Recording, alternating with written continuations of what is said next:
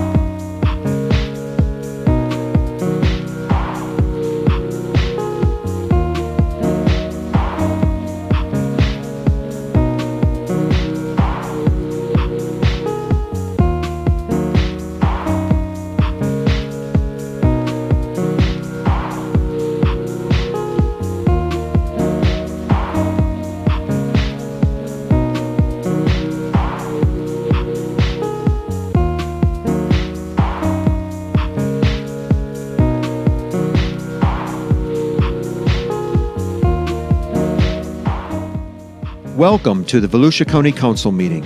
The meeting will begin in 5 minutes.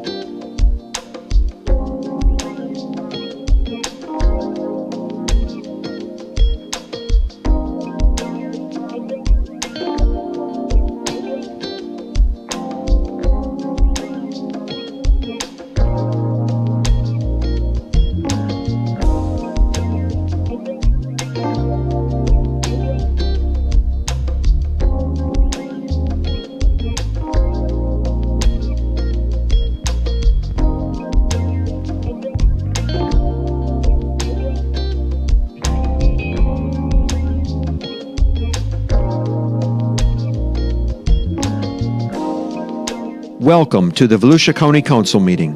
The meeting will begin in 2 minutes.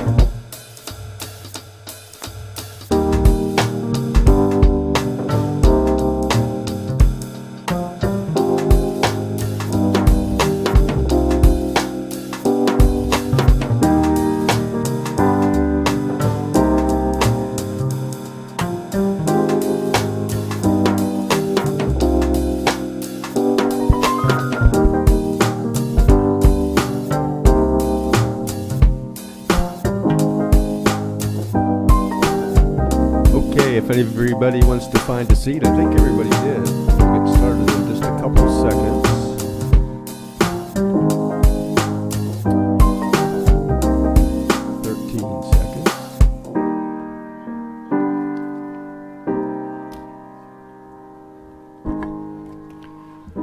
All right, thank you for coming, and we will call the July 23rd special workshop to order at 3 p.m.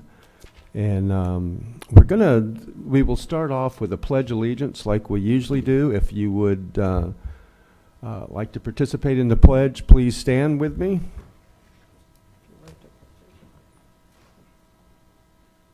Allegiance to the flag of the United States of America and to the republic for which it stands, one nation under God, indivisible, with liberty and justice for all. Thank you. Carissa, would you call the roll, please? Mr. Johansson. Mr. Kent. Here. Mr. Reinhardt. Here. Mr. Robbins. Mr. Santiago. Here. Mr. Dempsey. Mr. Brower. Here. So we do have a quorum. And before I call on the county manager, I see I already have 2 names up. 3 names. Did y'all want to? You didn't? Okay. County manager was going to introduce the workshop. Did you want to speak before he starts? Okay. Then I'm going to turn it over to George just to talk a little bit about what's happening here, and we'll go from there. Yep, thank County you, Mr. manager. Chair. Yep, George thank you, Rick. Mr. Chair, Honorable Council. Good afternoon. We eagerly been putting this together for our workshop. It actually goes back with roots to the county council's goal setting, where you went over many of your goals, and of course several of them pertain directly to this, creating a more efficient regulatory framework, increasing the efficiency and effectiveness of government operations, and foster and support a solution-oriented culture. So we're going to work on how that applies today with the permitting and zoning workshop. I just want to remind everybody that this was, and we talked about this as a group, if you recall, this was advertised as a workshop because the council doesn't get the chance to talk to each other.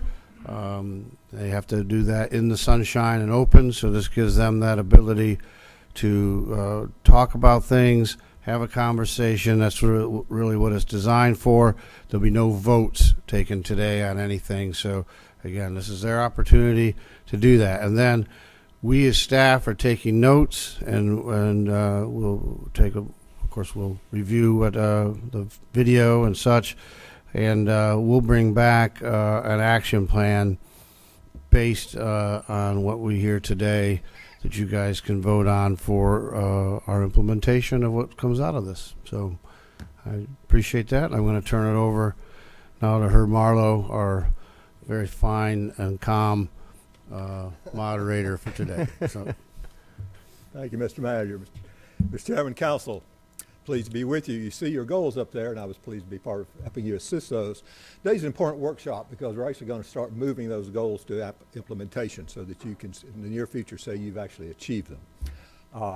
And as George said, it's a workshop, and let me just reiterate, there are no motions today, there are no votes, there are no decisions. This is a chance for you to converse among yourselves and for staff to hear your thinking. What George will be doing is bringing you an action plan based on the discussion today at some near point in the future. And that's when it will be a formal document. You'll actually receive it in a public meeting, have a chance to discuss it, debate it, make a motion to approve it or not, vote on it, and have the public comment on that. Okay. All right. Thank you. And depending on what you choose to move forward today, there'll be a large number of public hearings in the future because you may be modifying some ordinances, and those each require 2 public hearings. So it's going to be an enormous opportunity for public contribution. Today's really a chance to hear from you. Now, here's our problem. We have 120 plus recommendations. I'm supposed to have you out here by 6 o'clock. I've grouped that into 12 questions. That's times, if Councilman Dempsey comes, that's 84 answers. If you do the math, you each have 90 seconds to answer my question. That's going to be challenging for us all, so I'll ask you to work with me on that. Here's a couple of ways I want to do it to move that. And I'll have to have somebody back there. One, I'll ask the question of you, and I'll just sort of roll down the road real quickly rather than have the chair call on you, so that you each have that. And I'll alternate so that at some point you'll get to be first on an answer or last. It'll be a fairly straightforward question. What I want to hear is your thinking about it. How do you think about this issue? It's really, and for a chance for you to hear how your other colleagues think. We're not trying today to convince each other of your position. It's really to hear your position and your thinking about it. So if you can take your 90 seconds to share that with me, I would appreciate it. What I will also do today, y'all are both a fun and challenging group to work with. There's no lack of ideas. So I'll ask a couple of things. If you do have an idea, it's not particularly pertinent to this, if you write it on a slip of paper, give it to Clay or I. We were going to write it on that flip chart, but somebody will go in the back and write it on the flip chart. We'll look at it at the end. So if, we may or may not have time to discuss them. If you have a question, but you don't need that question answered to give you a response, if you'll write that down, again, we'll note it. So I don't mean to limit your discussion, but on the other hand, if we can get through this 120 stuff, your goals can really be moved forward a lot faster. So I hope to be able to do that with you. I do want to say I've had the honor of working with a lot of county governing bodies, and many of them have set goals very similar to yours. The response you have from your staff is the most comprehensive response I've ever seen a staff provide to this. Under the leadership of George and Suzanne and Clay, they have taken your goals very seriously and are really trying to provide you a way to actually implement them in a very practical, logical manner. So I would like you to recognize this is a tremendous amount of work they brought for you today. And if we can get through it, they can keep moving on it. So any other questions about process or any additional suggestions? Councilman Santiago? Thank you, Mr. Chairman. I want to make sure I understand the process. So you're saying you're going to explain each section, go through the Yes. points, Mhm. and then we can ask questions? Then I will ask you questions. Not the question, do you agree with this or not, or do you? Well, it depends on the question's different for every item, but there'll be a question that's asking your thoughts about that item, whether you would want to move forward with it or not, whether you agree or not, changes or whatever. So I'll be asking you questions once Clay will do the presentation. Yeah, and then I the want question- I want to make sure that we have the opportunity to share dialogue amongst ourselves, because though I want efficiency, I want to make that very clear, right? Because we get long-winded, including myself. But I'll use an example. If Jake says something that may have moved my position, or I want to move Jake's position, because ultimately we're giving direction, not voting, Right. but the direction is going to be given by the majority, right? So it's almost like a vote, but no vote for direction. So I just want to make sure that we're going to have that opportunity, and you can keep it to a time limit, Mr. Chair, or whatever, but I think dialogue is important. And I fully understand that, Councilman. I don't want to preclude it all. I just do want to try to communicate the massive amount of material I'm trying to get through here, and I appreciate any cooperation I can. And at some Well, point... Don's not here, so we'll probably move pretty fast. Okay. All right. So we have 4 agenda items we're going to deal with today. The first is I-2 zoning. Then we're going to look at special exceptions. Then we're going to look at code. Then we're going to look at infill. So we're going to start with I-2. Clay is going to give a presentation on that. And he will start with a slide which talks about how they took these goals and translated them into set of operational questions. Clay. Thank you, sir. Good afternoon. Clay Irvin, Director of Growth and Resource Management. As Herb just said, these are the questions that your staff looked at as we were going through all of these items. These are higher level questions, and what we're really focusing in on was your goals, what you wanted us to do. Reduce costs, be more efficient, make sure that we're not doing redundant and overstepping our boundaries. So as we went through all of these different reviews and discussions, that's what we were focusing on. As we talked about, these are the 4 topics that we were going to be handling today, and I'm going to jump right into the I-2 zoning regulation. At the heart of it is that something that carries through all of our zoning regulations. There's uses that are allowed by right, there's uses that are allowed by conditional use, there's uses that are allowed by special exception. Within the I-2 zoning, the first sentence under the permitted use is any industrial use of site or building that's not otherwise required to have a special exception. So that is a very broad, very open-ended list of uses that could potentially land on those properties. This has been reflected in some of the conversations we've had about a specific development of a site in the Ormond Beach area. So what we are hearing through the discussions that took place, there has to be some sort of modification. So we're coming here to you today to kind of talk through what those changes would look like. First and foremost, and Herb's going to get into it, is do you make the change? Well, if you do make that change, we face some other issues. If the solution is to change the list of permitted uses and update that permitted by right, permitted by special exception, permitted by conditional use, how does that look and how does that impact those properties that have I-2 zoning? There was a question that was posed of staff and we provided to you. There are currently 5 parcels that have the I-2 zoning. All of them are located north of Hall Road in the Ormond Beach area.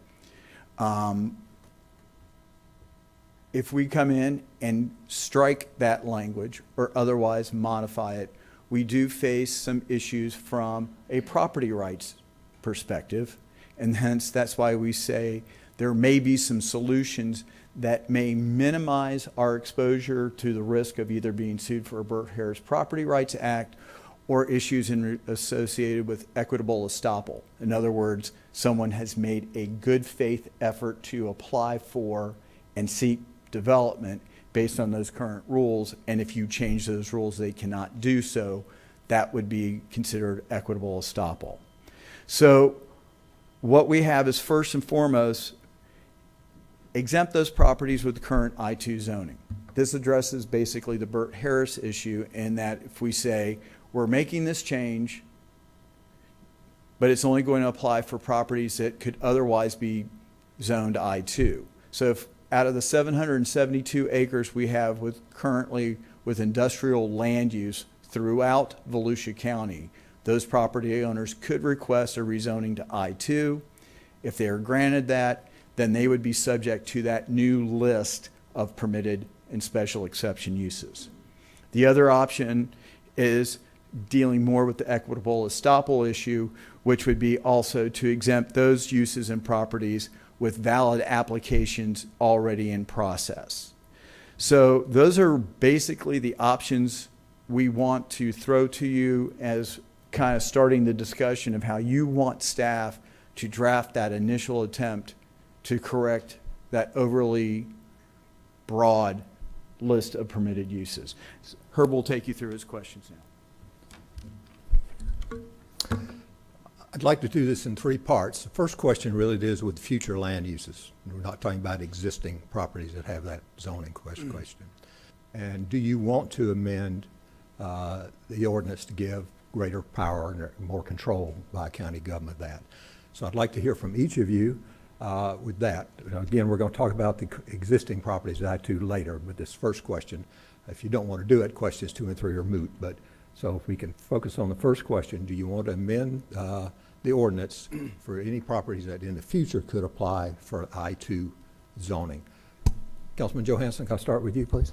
So this is the 772 acres of properties out there. Yes, sir.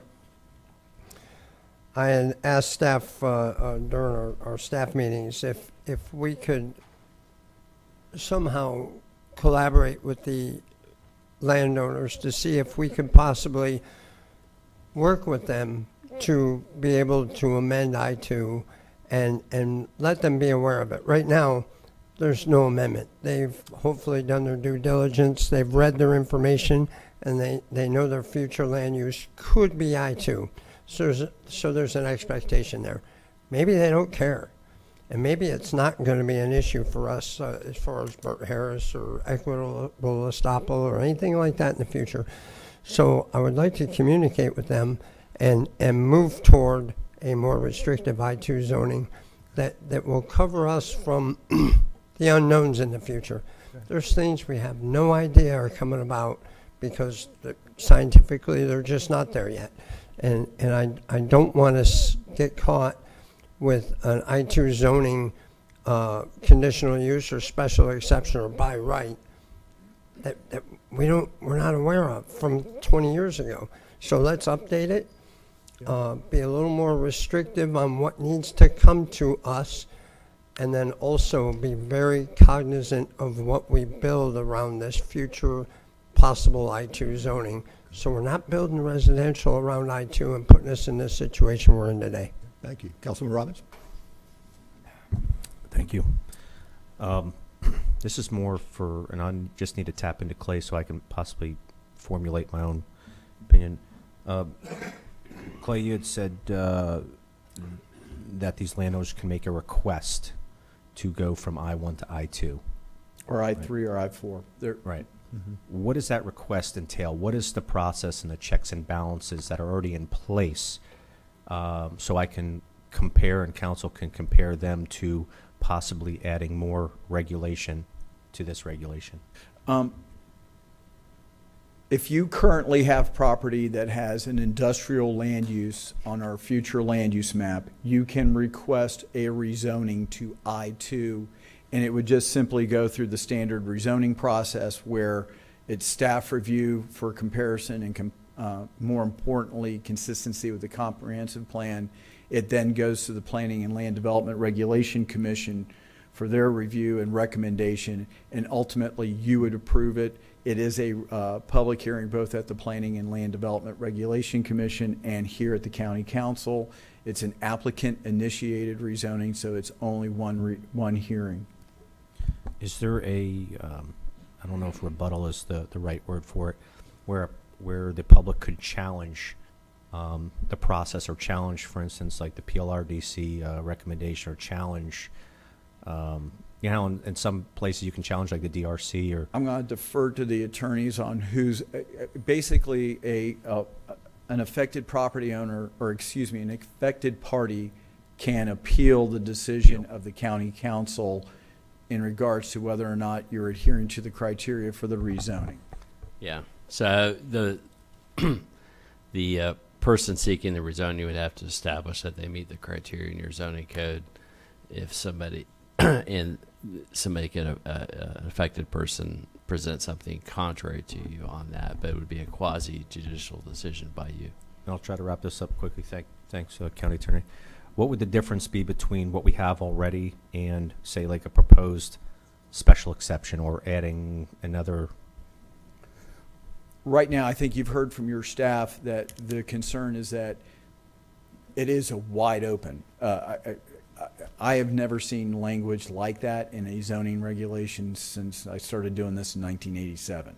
So that's where, from my perspective, as your Growth and Resource Management Director, this is a wide open hole that, as Mr. Johansson said, there's things that I'm not envisioning. Right. So if you can go forward with language that clarifies what we feel is appropriate that staff can approve. Remember, that's the critical part, is that the permitted by right, you still have to meet our wetland standards, you still have to meet all of our other land development regulations, but it's approval by staff and there's not a public hearing. If you clarify that if you modify the special exception uses by adding to those, you would also have to go through the Planning and Land Development Regulation Commission and county council. Okay. How many cases do we know of? Has this come up in the last 20 some odd years? Has there been this before? The last property that was rezoned to I-2 is this property, and that was 2006, 2007. I am not aware of any special exceptions that have been approved in the 8 years I've been here. We're still trying to research how far back some of the existing uses, such as chips dozers or waste management, when they got their site plans approved. Understood. So it's clear that it's quite uncommon. That's all I got. Councilman Reinhardt? Thank you, sir. I'm going to make mine very quick, very brief. One of the things that was said with respect to residential potentially being around I-2 or I-2 being around residential, the language does need to clarify. The zoning needs to be more clear. It's too broad, too vague. The I-2 does need to be cleaned up. I don't want to, this wasn't heard of back before when, what was it, I don't even know when they changed the property up there to I-2. I don't want to find ourselves in a situation just because we didn't think of a specific term.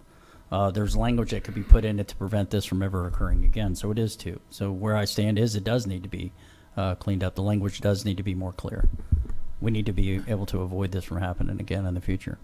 Thank you. Mr. Chairman? I would agree with Mr. Reinhardt, but I want to break this into two sections. One of, you're talking about anybody with an industrial, not necessarily I-2, but they can request an upgrade to I-2. Yes, sir. If I'm understanding Clay directly, right now that has to go to PLDRC and to the county council for a special exception. No. If you're changing the zoning, you would have to go through the rezoning process. That's a separate, different. Right. Special exceptions are held to a different standard.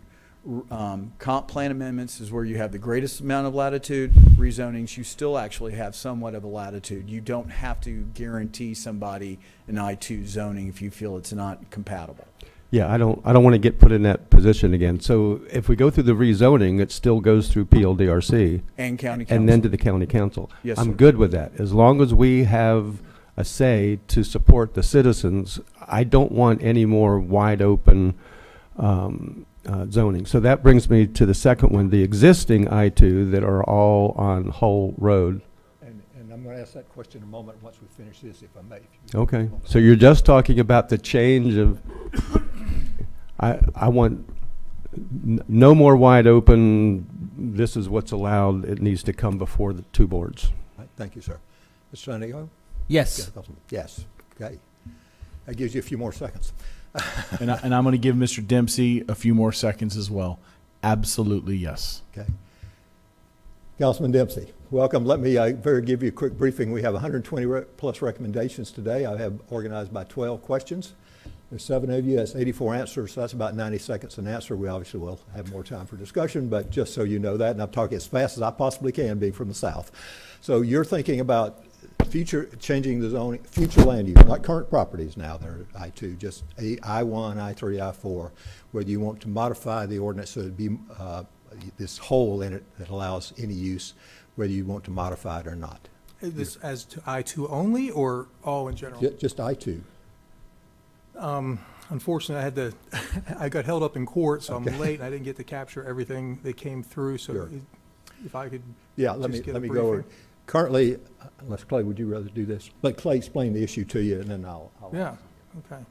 In the I-2 zoning, The first permitted use says any use of land or building for any industrial use not otherwise required by special exception in the I-2 zoning. As you've heard from your staff multiple times, that opens it up so that any industrial use whatsoever could go in there on that property, subject to meeting our land development regulations. So staff feels that that wide open needs to be closed in a better defined set of uses being permitted by right and permitted by special exception needs to be developed. And I'm not asking any questions about land that has current I-2 zoning. I'm asking for the future. If someone came in and want to do it, would you want to modify this ordinance now so that future applicants might have to meet a more defined set of criteria?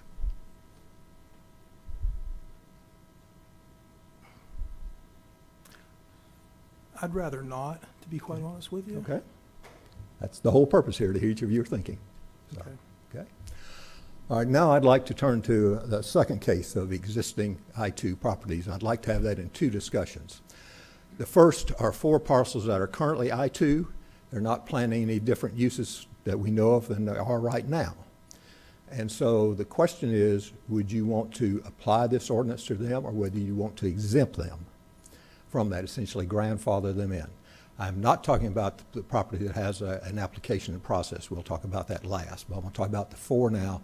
They are currently zoned that way. They're current uses. Obviously, they could in the future, with that zoning, apply for a different use, but currently they're there. So what I'd like to be able to hear is, what's your philosophy about that? This is a philosophical issue in many ways, as well as some degree of risk. You know, if you chose to do this, there is some possible Bert Harris risk. For those in the public, Florida has a very strong public lands protection program, private property. It's called the Bert Harris Act. If government takes actions in some cases which could harm the property owners, they have a right to have some mitigation of that. So that's the issue. Vice Chair, I'll start with you this time, give Councilman Dempsey a chance to. I just want to point of clarification. Hold up 1 second. We have a clarification. Sure. Thank you, Yes, Mr. Chair. Point of clarification. If I'm understanding correctly, this second bullet point doesn't necessarily apply relative to the first bullet point we just answered the question to, because the first bullet point is for non-already entitled properties, right? Yes. So are you asking us, do you want to exempt properties with current I-2 zoning from an amendment? But we don't, okay, we don't know if we're going to do any amendments. We don't, but to based on existing. discussion you did not, I didn't hear full rejection. I've heard several Thank you. for it. Thank So you, I'm Mr. going to Chair. assume the question's valid at this Thank you. point. All right, just So, want to make sure that we're tied together. Vice Chair Kent? Thank you. A huge part for me today, why we're here, is this right here. And your next question that you're going to get to Mhm. is the real meat and potatoes for me. So, going along with what I said with the first question, do I want to exempt these properties? No, I don't want to exempt them. Okay. There's risk involved, but there's risk involved in just about anything you do. Mm-hmm. And our residents have spoken loudly and clearly and let us know that they're okay with that risk. Okay. So there's, not from this elected body, but there's going to be fear mongering and things out there about the sky is falling and this and that can happen. But we have a very capable legal team, and he's also very capable of hiring outside counsel to assist and help us to make sure that the nonsense stops because of our wildly inappropriate, crazy liberal I-2 zoning that I heard Clay for the first time say since his career, 1987, which I don't know how you had an internship at 12 years old, but since his career at 1987, he's never seen anything like it. Okay. All right. Okay. That's where I am. Pretty very clear. Commissioner Santiago. Before I answer that, I just Sure. want to make sure, what was Troy's answer to the question? I think What do he is choosing not to exempt those properties. And Councilman, Vice Chair, if I misspeaks, correct? Right. So the way I'm reading this, if we exempt them, then if we change something, they're exempt to the change. I don't want to exempt them Okay, I want to make sure. Thank because you. we're talking about one area in all of Volusia County with 5 properties. It's in my district. It's in Ormond Beach. Am I reading that right, Clay? What I just explained about why I am choosing what I'm choosing with the exempt? Yes. So what we're asking you here is, we heard from you just now that overall, the majority of y'all want us to do some changes so that the list is not as wide open. If we make those changes, should those changes apply to the properties that have the I-2 zoning, or should you exempt them? And the reason why this question's being asked is that through case law, what we've seen is that cities and counties who exempt help reduce the Burt Harris challenge that may, again, I don't want to say that's going to happen, but may occur. Right, and I don't want to exempt them. And remind me, right now I'm asking only the 4 parcels that are in current use. Yeah, I'm not thank asking you. about- I wanted to make sure. But Councilman Songa, his answer was no. Yeah. So make your sure. answer is? So, I think I've been very clear about my position on this particular issue before you got here. So I'm talking to my colleagues and to the public, that, I'm not willing to accept the liability that may be coming before us. And Troy, while I will acknowledge, yes, we've had the public come and speak to us, and it's been your constituency largely. And so, which I respect your position because you're representative form of government, right? So I want you to know that. At the same time, representative form of government, my constituency is not asking me to take on this potential risk liability. So I would exempt them. Thank you. I misunderstood your answer. I thought Yes. you would. said you would not exempt them. I would. You would exempt them? Yes. Okay. Mr. Chair.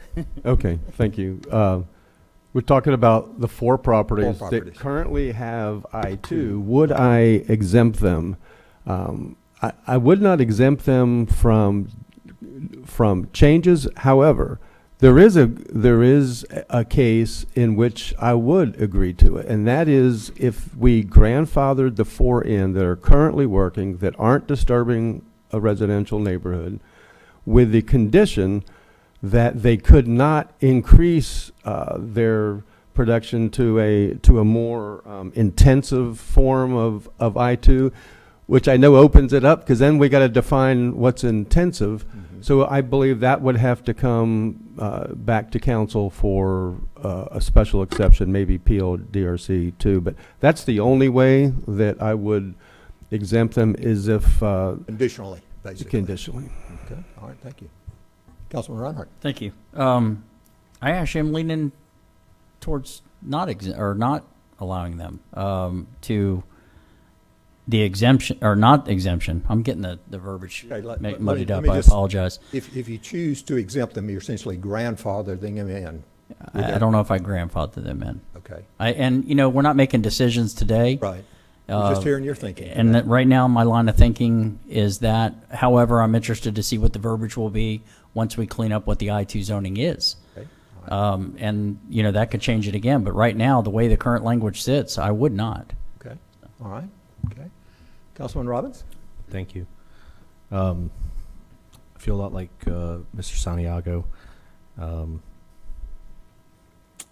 feel like we're almost punishing the existing landowners in a way, in expanding this problem, or taking it from one piece of property and now going to everywhere else, including I-1. I think we're a little ahead of things. That's my opinion, but I would grandfather them in. I would exempt them from any changes. I don't think it's fair. Okay, all right. thank you. Herb, can you pause 1 second? Vice Chair Kent had a question. It's actually just a comment for Councilman Santiago when everyone's finished, or unless you're okay with it now, Chairman. How about let everybody finish and we'll Yep, come back? absolutely. All right. Yes. Johansson? Again, I think property rights are important. These people bought or obtained this property under the assumption that they could remain I-2 under the current rules if they did their due diligence. And I go back, and you're going to hear this all day long. It won't hurt to communicate with the landowners to see if they're willing to accept or forego the grandfather. Maybe they'll go, we have no intent to do, no, we don't want to upset. Well, we all live here. We don't want to do that. It might be that easy. I I would hope that we would be reaching out to them in the short term right now to preclude something similar to what may be happening right now, and kind of give them a heads up that, hey, if you're going to do something that isn't in this list of things, just give us a heads up so we can kind of get ahead of it and maybe work a deal before it comes up and is a miserable part of everybody's life. But you would prefer essentially the grandfather, then with the understanding there's going to be communication and Very much so. And maybe agreement that they'll accept the new ordinance if there is one. Councilman Dempsey, you're thinking about this. I would have to agree with Jake, Danny, and David. I'm a property rights guy also, and I would prefer to exempt them and grandfather them in. Okay, all right, thank you. Let me turn to the last question now. Oh, I'm sorry, you had a question. Yeah, Yes, sir. actually, just a quick comment, because we're not voting, but you're reading the tea leaves here. So it's 4-3 right now. So I'm talking to the 4, Okay. but I'm really talking to David because you mentioned something that struck a chord with me, and you said this is up in my district and my constituents, and you hadn't heard that from yours, and I appreciate that. And I know this is like a pie in the sky, like, oh yeah, right, because it's not zoned that way. But if the center of Deltona had this nonsense getting ready to happen next to it, where you could throw a rock to it, or next to your ball fields there, I'm the guy you want next to you saying heck no to it. I just wanted you to know, like, that's how close this is in Ormond Beach, and it is so inappropriate, the location. And we know what we're getting to next, but I just wanted to put that out there to you. I respect that, Troy. And if you recall, if we rewind the tape, right, and when this first came before us, when we were alerted to this, I think I was right there instantly with you, because I try to always, and any of my colleagues, to default immediately to some level of saying, if it's something important to my colleagues, I'm going to go down that path. Do I finish in the same location with you? It's the details. So yeah, I if this were in the center of Deltona, it would be a lot tougher decision for me. I agree with that. And I don't know where I would land, but it would be a lot tougher decision for me. So, but I respect your position. Thank you, Mr. Chair. Any other comments before I move to the last question? Okay, we're going to move to the last question here, which is legally a different situation. This is a I-2 landowner that has an application in process. Bert Harris applies, but also the concept of equitable estoppel applies. Now, I'm not an attorney, so I'm going to talk about equitable estoppel in sports language. The ball has been kicked off, okay? The game is underway, and one team says, we won't change the rules. Well, you really got to convince the other team and the ref, or it's not going to happen. So you're in a situation now where the actions that this applicant has taken has put the game in play. And so it's a different situation. And that. So I'd like to hear each of you thinking about that. Clearly, if you want to hear more about equitable estoppel, the attorney will speak to that. I've extended my legal knowledge there. Point of clarification, Mr. Chair. Please. Correct me if I'm wrong, Clay. If we said, if the majority kind of leaned to option 2 as exempt, doesn't that negate the fact that we should even talk about the next one? Because they already have I-2.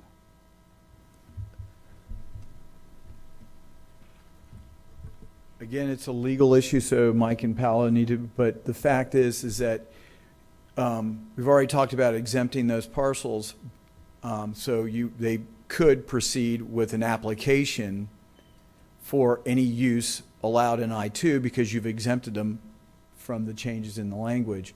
We're drilling down to a more specific topic about a singular property that is in process, which has a separate claim, for lack of a better term, in regards to the equitable estoppel. And this is, again, not a soundproof way of addressing it. It's just something that from we have to, as a staff, advise you of all your options to address potential lawsuits. Is that? Yeah, I think Herb has described it correctly. I know in February we were here, and I think it was February 6th, and you had the agenda item to consider whether or not to have a moratorium on I-2. and council did not do that. And the discussion at the time was, if you do the moratorium, it was an attempt to try to, one of the defenses could be, has somebody applied for a conceptual site plan yet? And if the answer was no, then our argument would be the equitable estoppel would not apply.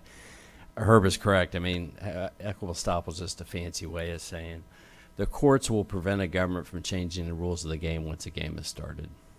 Mike, just for clarification, though, I'm not trying to be argumentative, but if we said in the second one as a majority that if current I-2 zoning property owners I think that would answer remain the 3. same, that would answer 3. So why go through 3 if we've already answered 2, saying continue business as usual? It's up to council. I think Yes, I you just just want- wanted I just to want hear from clarification. council and their thoughts on it. Okay, I'll stay silent. Vice Chair Kent. Presented I'm because the sorry. situation is somewhat different, and we want to make sure you're aware of that, and you could respond. I would have thought 3 appropriately. would have been relevant if we had not agreed to number 2. That's why. Councilman Reinhardt. Thank you, Chair. I guess the way I was looking at it is because of equitable estoppel. The 4 properties, there's no application for whatsoever at this point. Correct. None has been none's been submitted before. There's no indication that anybody's submitting one now. So that's why I was okay with the fact that you change that now, because I think there's less liability with that now.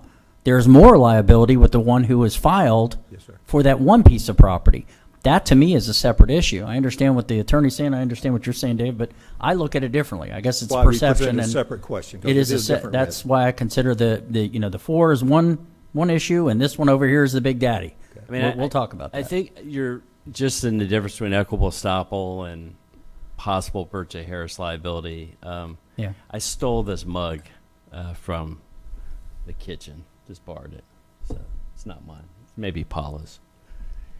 And, if in this mug we have various pen and pencils, if every one of them was a use that you're permitting in your zoning district, equitable estoppel, if you went to say, you know what, I want to take 2 of these out, two uses, equitable estoppel, if somebody sued you, say, no, you can't remove those 2. You have to allow us to proceed with doing so. For example, we've already submitted our application. But if you didn't have an equitable estoppel issue in Florida, Florida has some of the strictest private property protections maybe in the country with Burchett Harris Act. And you did say, you know what, I want to remove or change 2 of these uses. I have no application in, have no plans in. The question would be potentially, so they could try to argue as well, I want to be compensated by the government for the value you've taken away these 2 pencils. So I think that's the difference between the 1 site versus the 4, which is, I think, consistent with what you just said. Yeah, I was going to say that fits exactly what I'm saying. So, okay. All right, thank you. Well, let me ask you to respond to it, and if your answer is the same, your answer is the same. Troy That's Kent fine. first. Okay. Thank you, Chairman. I appreciate it. And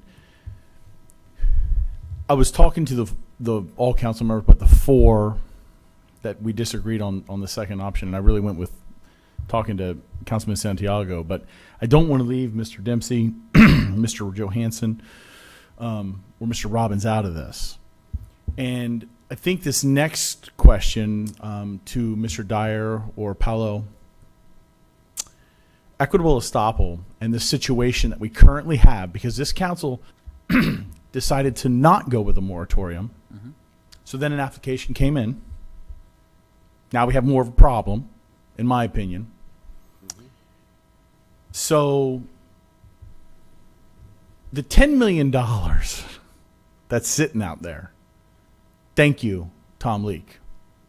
Thank you, Governor DeSantis, and thank you, state legislature, and many others that were working behind the scenes.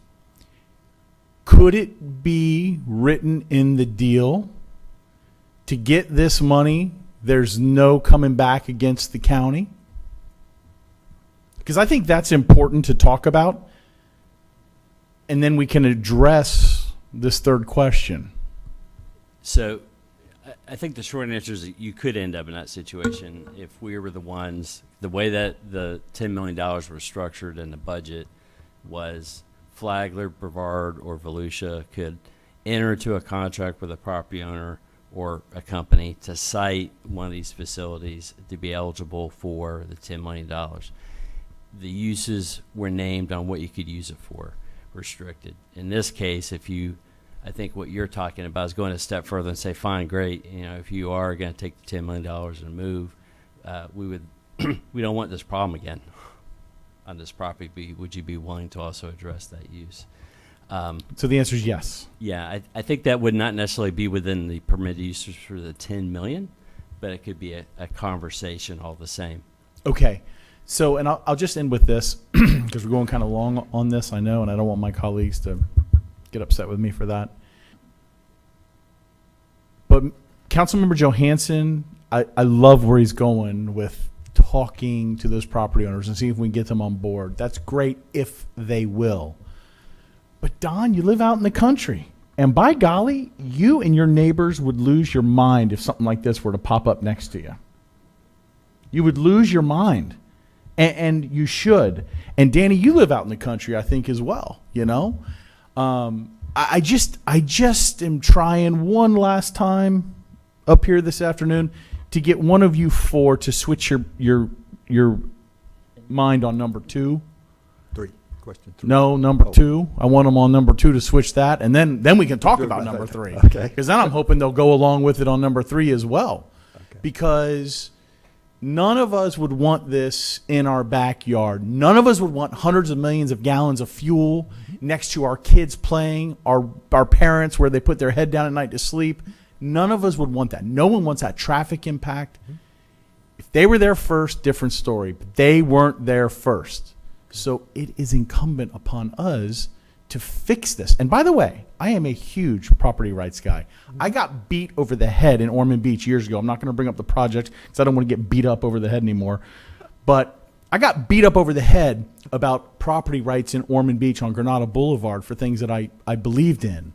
So I'm a big property rights guy, but I'm also a big safety guy. I'm also a big, what about your current property rights and your quality of life of where you live? Okay. So I'm hoping I can get one of the 4 to switch. Thank you, Vice Chair. Councilman Dempsey, I'd like you to answer question 3, and if you want to revisit question 2, you certainly can. But with respect to the existing applicant, and whether you would want to exempt them from a modified ordinance or whether you would not. Well, kind of going along with what David said, I think 2 already took care of 3, so I guess Okay, I so would you'd just stay with where you're at. stay where I am, yes. Okay, all right. Councilman Santiago. Thank you. I'm going to stay where I'm at, but I like where you were going with that deal striking. You sparked my interest. That's something, if we ever get to that point, that's a good tool. So good suggestion, but I'm going to stay where I'm at. Stay with that. Hopefully it can be a negotiation. So, Mr. Chair. Yeah, I want to go back to Mr. Kent real quickly on 2 to make sure mostly that staff understands what I said. I think we have 4 companies there now that are good neighbors, and I don't want to hurt them from doing what they're doing. Right. Would I exempt them from a change? Only if they agreed to not move their business to a more intensive amount. Would I exempt properties, the one property with a valid ID application? No, I would not. And I know that's problematic, but it's been said really clearly that it's in the wrong spot. The people of Volusia County didn't have a say in the law. Nobody on this council had a say on the law. I want to say now, if that cost us some money, they need protection. And that's our responsibility. So, no, I would not exempt them, a company with a valid ID application. Thank you. Councilman Reinhardt. I stay with the 4. Okay. The comment I made before about that. With this particular property, I know that there's some stuff out there, lack of a better word, of possibly hoping to move this, and that's fine. I don't know if I could exempt them. I don't think I could, based on the fact that of the Burt J. Harris situation for that one property, because they have already filed the conceptual site plan. All right, thank you. Councilman Robbins? Can you restate that question, please, and articulate? Would you want to exempt the owner of the I-2 property that has an application in process from the modified ordinance? Or would you essentially grandfather them in so there's no possibility of legal challenge that you're taking away some of their property rights? I wouldn't want to go there. Okay. And I'd have to know certain things first. Okay. To those that do want to go there, what is your spending? What is our spending ceiling? What is our threshold that we're willing to throw at this? Okay. How do we pay for it? What kind of tax increase we're willing to put on people and to pay for it? And the reason I say that, we had a case like this, I think from Walmart some years ago here locally.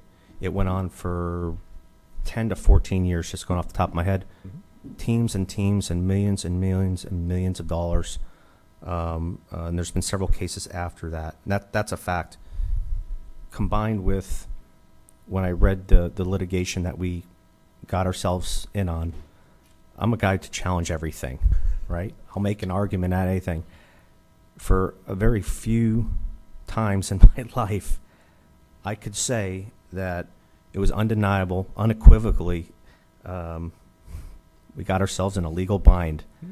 I could not go back that, knowing what I know and what I read and believe. But we need to be careful about staying in our boundaries. But the big thing is to get me to move from that spending threshold. How are we going to pay for it if this council decides to do it, and lay the cards on the table, because that is huge. Because I have 120,000 people in my district.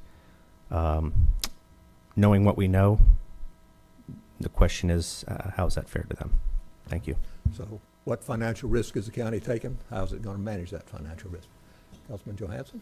Yep, I'm sticking to the property rights agenda. I think that changed the I-2 back in, I think Clay said 2006, 2007. So they've had that expectation since then.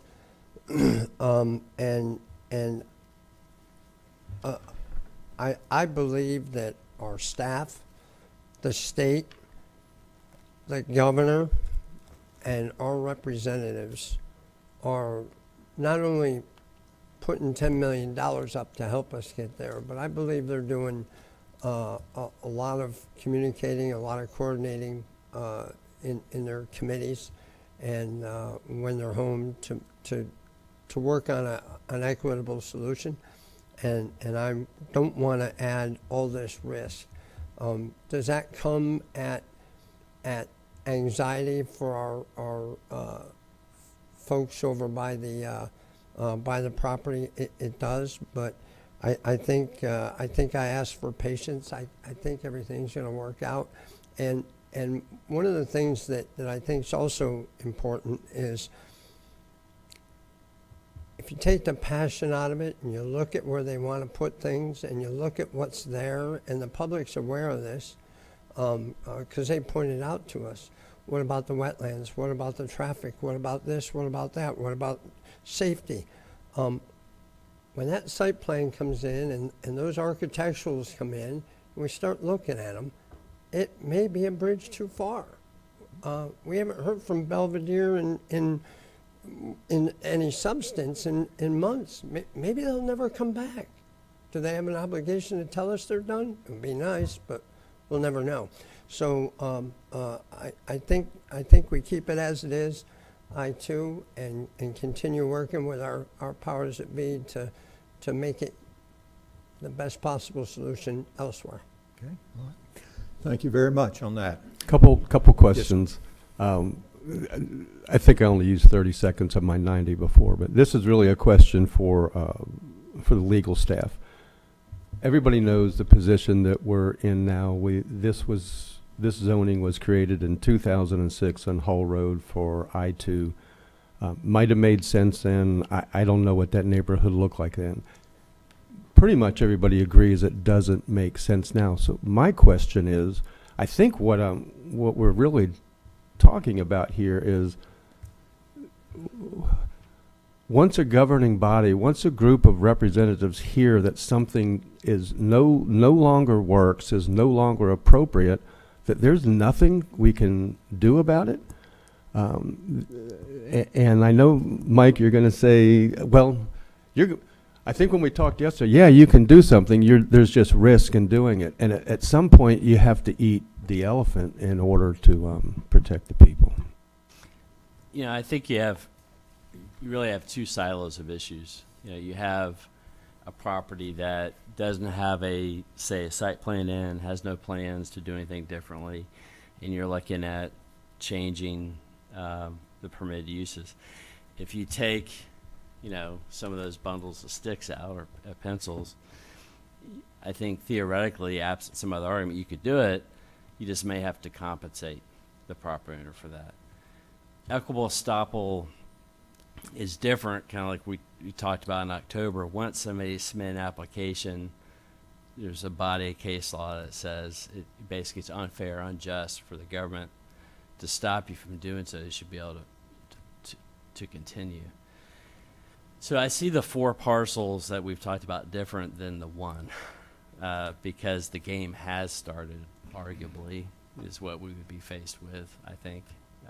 And, you know, we could face an argument that, you know, I think in the last lawsuit where we won on the preliminary injunction, there was an equitable estoppel element to it. I mean, so it's not an unusual argument. And I would anticipate it. Thank you. Don Dempsey. Yeah, I just want to kind of answer Troy in his last comment and kind of pair it what Jake was saying. I too am a property rights guy, and no, I wouldn't want something like this in my backyard. But do I not want it in my backyard for aesthetics reasons, just because it's an eyesore, or for safety reasons? And if it's for safety reasons, I think I'm the first one to even bring up on the council about the airport overlay and the issue with departing traffic, and that Ormond was one of the probably the most the highest airport for training in Central Florida. We have more airport activity than I think most other areas, maybe even in the country. And so I'm not saying I think it's a great idea to be there, the existing permit or request, but site plan. But I want that to vet itself through the site plan process. I think if it's dangerous, like Jake says, it'll become a bridge too far. If it's dangerous, I don't want something in my backyard if it's dangerous. If it's an eyesore and I just don't like to look at it, I think that's another balancing between property rights and looks as opposed to danger. I'm not necessarily convinced that it's ipso facto dangerous, because there's a big one right in the middle of Tampa. And I've flown over it numerous times, and I don't see it to be an issue necessarily, but this might be different. There might be unique circumstance. So that's why I want it to vet itself out through the site plan process, and not just because I just don't want it type of thing. So that's why I'm against it, but I am concerned about the safety, and I do hope that the airport overlay, whoever is in charge of examining that for danger because of continuous traffic flying overhead of the fuel farm, I hope they closely look into that, because that does concern me, but I don't know if it's worth this type of remedy. Well, Don, I can help you. I can vet it for you right now. I think it's dangerous. I understand. I know you do. And I think you flying over one in Tampa, I also think that's dangerous. I'm going to recommend you stop doing that. Councilman Reinhardt. Thank you, Chair. First off, Mr. Dyer, I agree. I see the 4 properties different from this one. When we talk about Burt J. Harris or equitable estoppel, you know, there's no site plan on those 4. There is a use right now. I like the fact that what you said, we don't want to stop with what's currently going on, but we need to define it better, like what I said before, so it doesn't gain ground to that. That being said, Councilman Johansson brought up the fact that the current company that has their conceptual site plan already submitted has no obligation to tell us that they're done and want to move on. If we pray that happens, there is no obligation. However, I guess that goes to my question, if that does, and we're able to determine that, is that something we can visit to change it then? Let me ask the attorney or the manager to respond to that. Yeah, we'll go back to question 2 then. It would go back to 2. Yeah. So Right, it could change. Equitable that as a result. estoppel. Yeah, the equitable estoppel. Would Okay. be over with, and you'd be back to 2. Then we're back to 2. Okay, thank you. I just want to clarify. Thank you. There could be some negotiation that would affect that use. What the cost of that would be or the exchange. I like my chances better with that than something that already has a application submitted. So, Okay. Well, we've heard you. I think, clearly everyone would like to find ways around this, but with respect to not taking a violation of property rights, basically. So we'd like to move to our next item now. You talked about another regulatory framework, and to do that, we need to talk about special exceptions. So Clay, you're back up.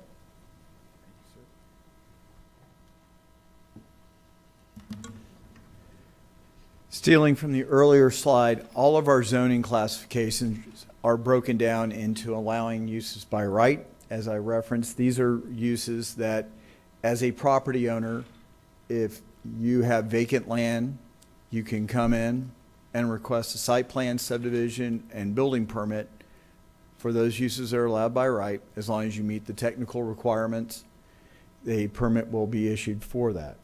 Conditional uses are slightly different in that specific criteria have been established, be it the size, setback, maximum building height, etc., operational limitations.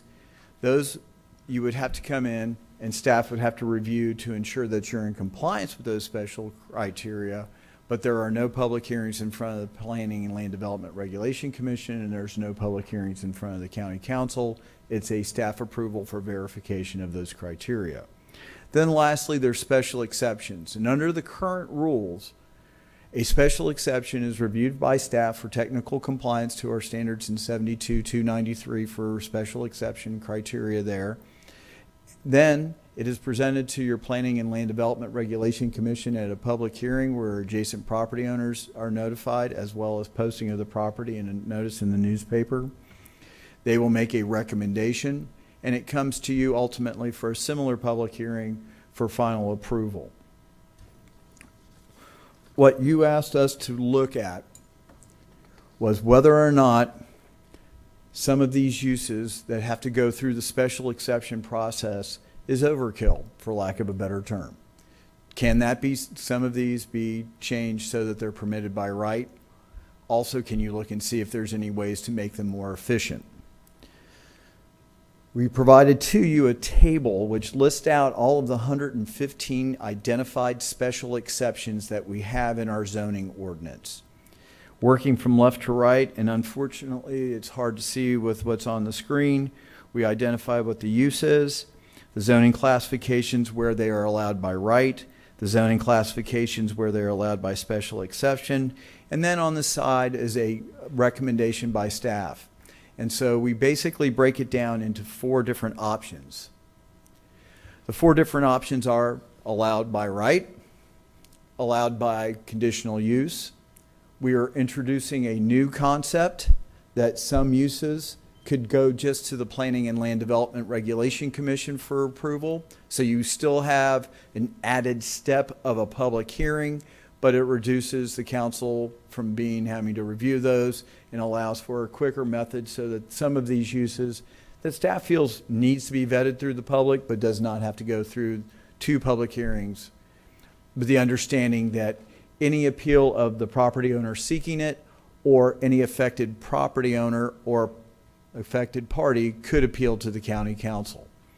And then lastly is keeping things as special exceptions that would have to go through both the Planning and Land Development Regulation Commission and the County Council. I do have to point out something that there was a question raised about on pages 3 of 11 and 9 of 11 on that, and it pertains to motocross use. And there's a little bit of confusion in regards to what we're talking about there. I need to clarify first and foremost, there's a personal motocross and then there's a commercial motocross, for lack of a better term. If I am owning of property where I would like to be able to put my own personal track where it's for my family and my friends to utilize, I'm not inviting the public, I am not holding races, I'm not holding events out there, that is allowed by right.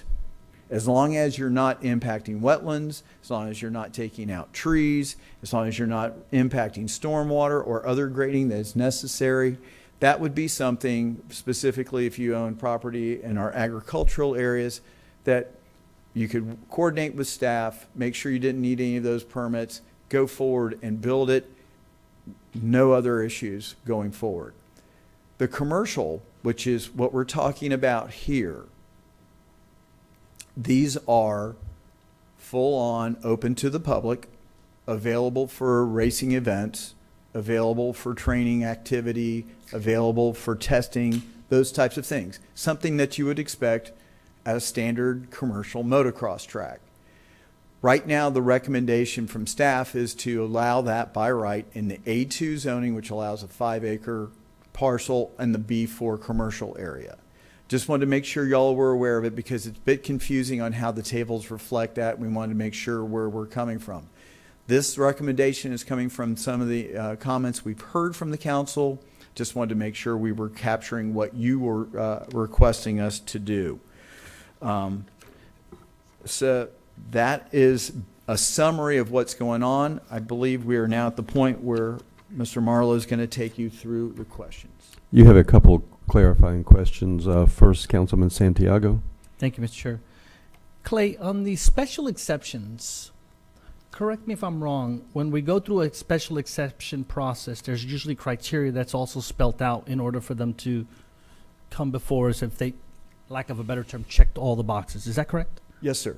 There's some general criteria, and then there are certain uses such as borrow pits, such as air curtain incinerators, those types of things, which do have very specific criteria in regards to setbacks, hours of operations, et cetera. So I'll reflect back, I don't know, maybe 8 months ago or 7 months ago, we did with a special exception that we spent hours on, I think, for a dog kennel in someone's agricultural land. That was a special exception hearing, correct? Yes, sir. And I remember from the presentation from the applicant and their representative is, her presentation was pretty clear. These were the criteria, check, check, check. They met them all, and I think we did grant that.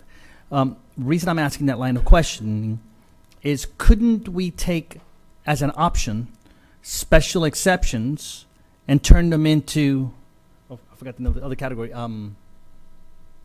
We have the 3 categories. Conditional uses, Correct. where, again, it's ultimately your zoning We could do ordinance. that, though. So It's yeah. ultimately your zoning ordinance. If you don't want to have public hearings, then you could put the criteria and sit there and tell staff to go and monitor it, make sure that they Apply check the code. abide by the code. Apply the code that we have identified as to what's permissible or not. I like to use those words instead. Right? The code is out there in the public. These are how we apply these things. Apply the code staff based on the criteria. So we could theoretically do that. Yes, sir. Thank you, Mr. Chair. Councilman Robbins. Thank you. Clay, one more. Just don't start charging me for these questions, okay? I noticed in some of the special exception uses, here's just one example, agricultural products not raised on the premises. There's some, and I had this question asked to me, I didn't know the answer, but there's some zoning classifications there. Is that pretty much going to be now all zoning classifications by right? Because I don't see RR, I don't see RA. Are those transitional ag zonings covered under the A zonings, or? It's the Right now, that means that you, well, first of all, RR is not an ag property. In other words, you cannot have a commercial farm on there. Right. What you're seeing is that the forestry resource, all the A1 through 4, MH3, and those others are all areas that commercial farming, basically true agricultural classification, can occur. And so what you're seeing is that if you raise it on premise, you can do it by right. Right. If you are bringing it onto the site, you would not be able to do so. And so what we're saying is make it so you can by right. So no longer needing to go through a special exception within the agricultural areas for bona fide farms to be able to go in there and sell product not grown on site. So RA or residential agriculture, it's not an agricultural classification No, sir. or not recognized? It's, again, mainly for hobby farmers, those types of things. They're the ones that are sized of a nature that they would not be able to get an ag classification. It's specifically more for folks that want to have a larger lot, 1 to 2.5 acres. Okay. So you're saying RA, I'm just trying to see how do I explain this. So RA is under 1 to 2 acres? In other words, we have rural residential, we have rural areas, rural and transitional agricultural. These are zoning categories that we acknowledge that they're larger lots. They're upwards of 1 acre, some, and that, yes, they are rural in nature, but they are not appropriate for agricultural, commercial agricultural operations. And so a agricultural operation is not identified as a permitted use.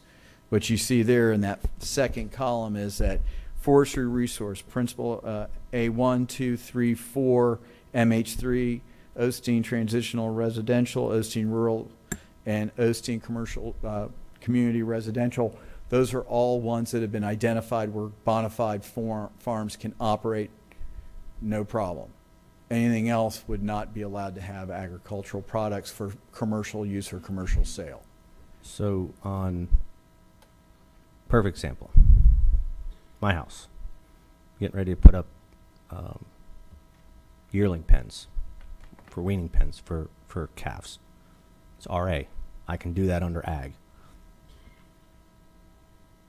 Why wouldn't RA be on there? Because I got asked that by people on Old Samsula, people on Samsula Drive, people all down through that core Samsula area. Residential agriculture, I mean, it can be 1 acre, it can be 4 acres, it could be split zoned. So that's what I'm trying to wrap my head around. Okay. That. Today, we're not addressing what uses should be allowed in the RA, and I don't mean to put it off, but this is, but if you want that done, you would have to tell us to come back and look at the non-prime agricultural, in other words, the Okay. RR and RA. If you would want us to look at that, to expand that, to include the availability of commercial agricultural in that. Understood. Because right now, it's not, you can Just didn't have, as I understand can, it. you can have your own on-site as long as it's not pertaining to stuff that's for sale and Right. basically mass production. Right. I just didn't understand it. So that clarified it. Also, too, Clay, can you talk about the ones and how far? I don't know if I agree with the cluster and zero lot line subdivision, the 72304. I had some constituents reach out about that. Can you explain or clarify that? Yes, sir. Currently, cluster and zero lot line are allowed by right in the R1 through 4 and R6, MH6, Osteen areas, as well as Southwest residential. The one area that it's required to be a special exception is the rural residential. We're recommending that it would go to by right. So it would no longer require a special exception for a cluster subdivision in the RR zoning, and that would be a permitted use by right. So it would just kind of conform with the other Rs that are already allowed, the mobile home 6. Yep. So what other protections do our folks have? Because I can see where that, depending on how far that goes, I can see an issue possibly. What kind of protections do our people have for, I don't want them to get caught off guard, you know what I mean? And Well, basically, if you feel that cluster subdivisions are incompatible with anything that would be adjacent to an RR zoning, then you would just simply identify that it should not be identified as a permitted by right, and you would want that to remain a special exception. Because otherwise, it's a staff approval. so it's just that one zoning category, RR. Yes, sir. The rest 1A. are already there. Okay, sorry, yeah. Okay, got it, thanks. Okay, I'd like to do your staff recommendations in 4 sections. The first group is they represented 60 uses now be permitted by right. Now, I know you would like to talk about every one of these in great detail, but I'm asking this.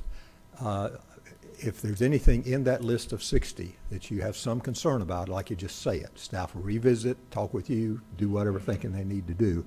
So we're not having to get concurrence among the council today. It's simply, if you say there's an item here I'm concerned about, as Councilman Robbins just did, staff will then note it and revisit it.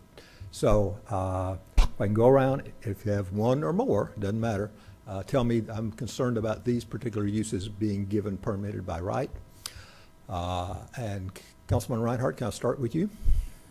How did I know you were going to start with me? You saw me Well, looking at one. That's okay. it. So we just had a recent issue with a campground, if you will, with boating and whatnot, just recently where we talked about. And this one on here, it shows by right. Okay. And I guess I would like to discuss that further. Okay. All That right. was one that just jumped out at me. All right. And I noticed And I'll that go the first around time. twice, just Oh, because I good, know it's good. a lot of items here. And Okay. there was another one, but I'll wait. Okay, thank you. Councilman Robbins, any additional ones you have concerns about being permitted by right? No, just those two, and an opportunity to sit down and look at the ag or the greenbelt language, to possibly expand it to that RR and that RA, because you'll see those zoning classifications all through these agricultural areas. Okay. And that wouldn't be out of place. It'd be really consistent. And then two, just maybe educating us a little bit. I know how complex that 72-304 and that section is. Clay knows it. I don't. So I'd just like to make sure we CYA on that. But other than that, I think that's what I'm going to stay with for now. Councilman Johansson? Yeah, if we look at pulp and paper manufacturers in I-2, we want that by right.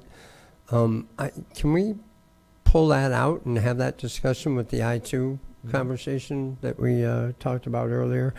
I'm not saying it would be as contentious as our current situation, but instead of planes crashing and killing people, we'd be talking about smelly pulp. So I just want to have that conversation.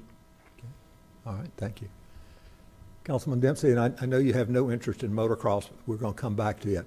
So anything else in this item list? I mean, it's, if you ever drive up towards Savannah, you can't help but get a whiff on the way up. So I agree, by right, it might be something worth discussing Okay. in the I-2 discussion. It doesn't help that you have to drive through South Carolina first, so you're already pretty upset. Yes. That's all for this round. Yeah. Okay. Vice Chair, any items out of the 60 you'd like to? The several that I've heard, I'm fine with those coming back, but and I appreciate the genesis of where this came from to be more efficient and effective. I've not had a constituent ask for this. Okay. I've not had anybody say, we want you to streamline this process so that there's less eyes looking at this. In fact, I've had a few reach out to me and say, sort of your job. That's why I voted for you to do that. Okay. I've had people in the past, I've asked them, what do you think about this or that? And they've told me, that's why I elected you to make that decision for me. So general comment, you're not sure with the whole approach. Okay, very good. Councilman Santiago? Yeah, I'm okay with what's been said and moving forward. But Troy, man, we're on the opposite sides today, brother.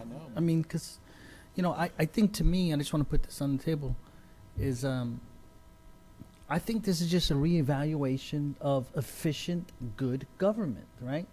And I think what I said earlier is, all of our ordinances are published, so we decide on the rules of the game, what's permitted, what's not, print it, let everybody know these are the rules of the game, what you want to do, and abide by them. We don't like it, we change the rules for everybody going forward. So that's why I like the efficiency. As I don't want to put anybody in a box, but I think most of us are good, mostly efficient government thought processes, and we've done a lot since we've all been together. I think this is just a continuation of that, and advertising it, holding everybody to the same standard. That's all I look at. And then we have a good debate on what the uses are. That's what I like. So I'm okay with it. And Chairman, if I can, I'll just say, it's one of the things that there's a lot of things, but one of the things that I admire about you is that you do try to keep us on point, streamlined, keep the process going. I just haven't had anybody ask me for it is all. That's my only big thing is I've not had people say, hey, I want this streamlined for people with the rights so that they don't have to come and have a public hearing about it, Yeah, That's- and I'll just add this. I know you're trying to get us going along because it's good dialogue. You know what convinced me for it was the dog kennel thing that we did. That convinced me that we needed this because it was a mess and the applicant did everything they were supposed to do. And I'll just say us as a governing body made that mess when that person checked all those boxes. And we would have been sued and they would have won if they had been failed. And what's interesting about you and me being on opposite sides of this is that passed. You were for it. I was against it. Mr. Chairman. I agree with the exceptions that have already been voiced, but I do have a question. Sure. One of these listed is circus headquarters. Do we actually have land where a circus?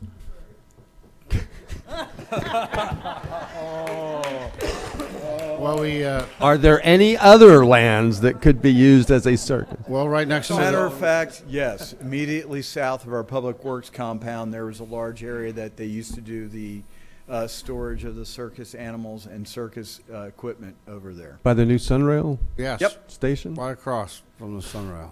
Circus. So that is still zoned for circus. Well, They're it's just got- not there. Well, it could be a use, right. Yeah. It was used on Okay. industrial property. Okay. They used to trapeze across over to the store over there. And it was Yeah. the rubber man was.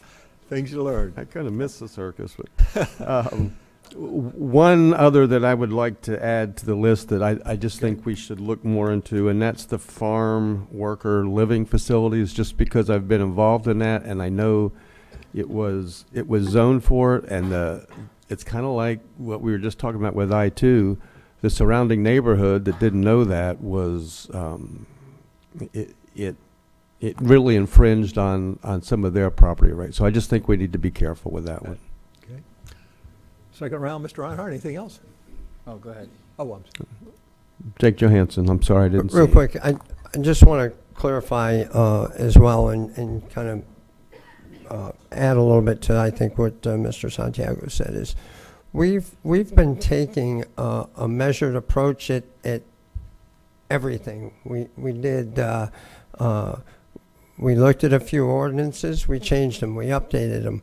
We've updated or at least talked about and planned a future for roads and bridges. We're talking about many things. This is just another review of something that hasn't been looked at for years and years and years, which we found ourselves reactive in one situation, and we're like, let's take a look at the whole thing, see what we can do. So I think that's important, and the basic feel for me, for this collective body, is less regulation, more freedom. And even I run cross on that every once in a while, but on my trips home, I'm like, less regulation, more freedom. We were all around for Reagan, and that's where we put our heads 90% of the time. So that's what I'm sticking with. I think that's just the way we're doing it. Councilman Reinhardt, Robbins. anything else you'd like to add? Oh, I'm sorry. Just 2 seconds, and I agree with that. Keep the good, review it. Keep the good, get rid of the bad. You know, we're all consistently trying to find ways in our budget to shrink it, and this would be a great opportunity to possibly do that through relaxing some of these regulations if we identify any, lower the budget, and save some money wherever we can. So that's it. Councilman Reinhardt, any other items? Thank you. Yeah, one other. But first off, and I agree, Mr. Johansson, less regulation, more freedom. You know, we look at some of these by right, and you could say, well, it never was a problem until it is a problem. And that's why we're looking at it. And with respect to Mr. Kent's comment, you're right. You know, I haven't had constituents reach out to me about any of these either. But we didn't, I'm sure, have anybody reach out about other things that have been discussed previously. So it isn't a problem until it is a problem. So that being said, less regulations, more freedoms, unless it infringes on others that are property owners as well. Putting something next door to something, it infringes on their rights. So, we brought up the poultry issue. We brought up circus grounds and things like that could infringe on neighboring properties. One other one was tanneries. Just out of curiosity and just for discussion. I'm not saying I'm totally objecting to it, but I'm just saying it's something that I would like to discuss a little further. Thank you. Mr. Robbins, anything else you'd like to? Okay. Councilman Johansson, anything else? Okay. I'm going to wind up with Councilman Dempsey. So, Mr. Chair, any other items on this? I'm good. Councilman Santiago? I'll anything? just add that this is why the conversation is good, because we review them and we set out, here's the rules of the game, right?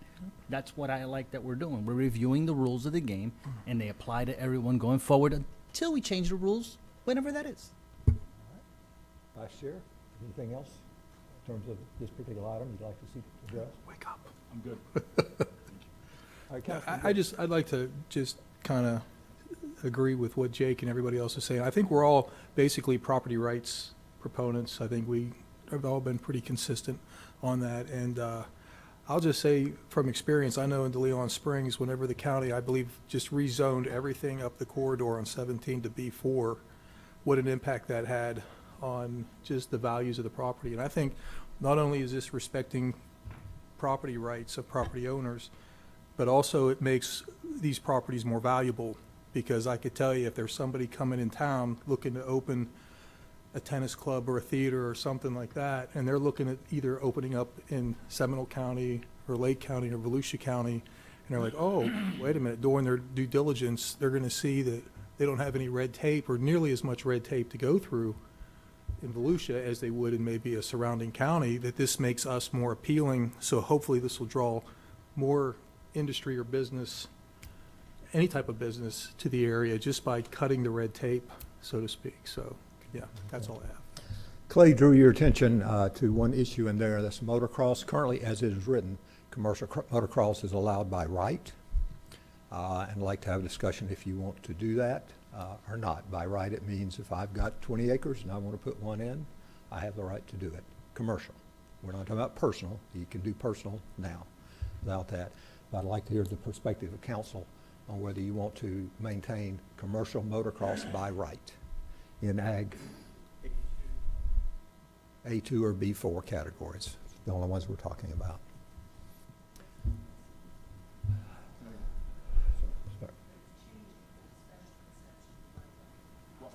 Oh, I'm sorry, I misunderstood Clay then. Mike, was Clay correct?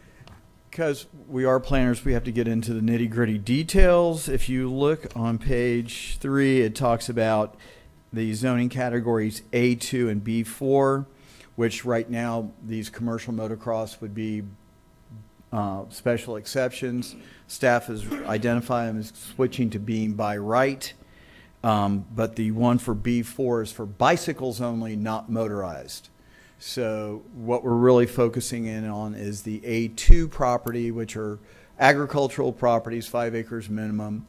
Do you want to allow those to be operated for commercial motocross without a special exception and a staff approval only? Or another way of question, do you keep it as it is currently, which is currently requires special exception? Correct. So do you want to keep it as it is, as special exception? Do you want to change it to by right? Councilman Santiago, let me start with you. Wait, we've got two people with clarifying questions. I'm sorry. I'll Councilman Dempsey. I mean, because everybody knows this is my baby, so to speak, because I've been in the sport for 50 years. And I'll be the first one to say I wouldn't want a commercial motocross track in my backyard. I mean, I can just tell you that, because it is noisy, and we've heard the people when we had the landfill issue. The way this is written, A2 really isn't even practical, because A2 is only 5 acres, so to speak. It could be more, but if you're going to open up a track, it's got to be on a much bigger piece of property out. You know, we're still doing our due diligence looking for alternate sites for the track, and we're hopefully we'll find a place that's very secluded, no neighbors. I think maybe, hopefully, we possibly may have found something, I don't know. But if I was king for a day, I'd like to see this more for A1, the bigger tracts of land where it's really only practical. I wouldn't want to see a commercial motocross track in a 5-acre subdivision. No, you can't do that. That's not fair to the neighborhood, especially by right. I would like to see it, if we could change it to A1 and make it maybe by right, or at least by, the way it used to be, special exception. I mean, because you have to be cognizant of the neighbors. A1 requires special exception. Yeah, and I think, but that's all for commercial. Now, everything as it exists now would stay the same as far as personal use. But Sure. you're talking about commercial, 40 bikes, weekends, stuff like that. Yeah, that's only fair. Okay. Guys, does someone else have a comment, Mr. Chair? Jake Johansson. It's a clarifying question for Clay. Would a commercial motocross facility, I have a loud hobby. Does a commercial motocross facility have noise level standards? Just standard noise level we currently have in Chapter 50. For everybody? Yeah.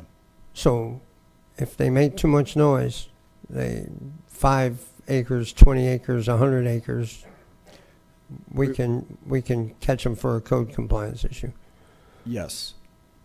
Got it. So we have an existing regulation that would give the public a venue for taking care of it if it was too loud. Yes, sir. Yep. And if by right they put a 40 bike outfit in a 5-acre lot and traffic's affected, they have to meet all the requirements for having that commercial property used for that event, right? We have things in our process for site plan approval that bring forth traffic, bring forth noise, bring forth all those things, Environmental wetlands, standards, environmental standards, all that stuff. So by right doesn't mean they just come and get their permit and build it. They still have all those wickets they need to get through to build successfully. Yes, sir. They would have to go through the site plan process, and there would be an evaluation of traffic, wetlands, stormwater, water, sewer, Building fire codes, safety. all that stuff. Got it. Thank you, Clay.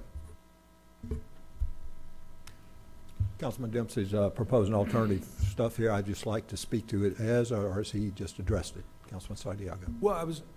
Okay, Go I'm ahead, sorry. Don. Did you wanna- No. I was just going to say, if that's the case, I'm not saying by right. I really am trying to cut down on, because that's been my big thing all along, is there's no place for people to ride in this county, and I think that might have been part of the problem, is getting the zoning to open up a commercial facility. We don't have any place commercially for children to go ride their little dirt bikes. So for if you, we it's could more change- appropriate zoning and it's not make by it to right either a language. more expansive zoning as by right, that would be good, because I just think by having more zonings by right, that just makes our county more appealable and it preserves people's property rights. But A2 that's a small piece of property for that.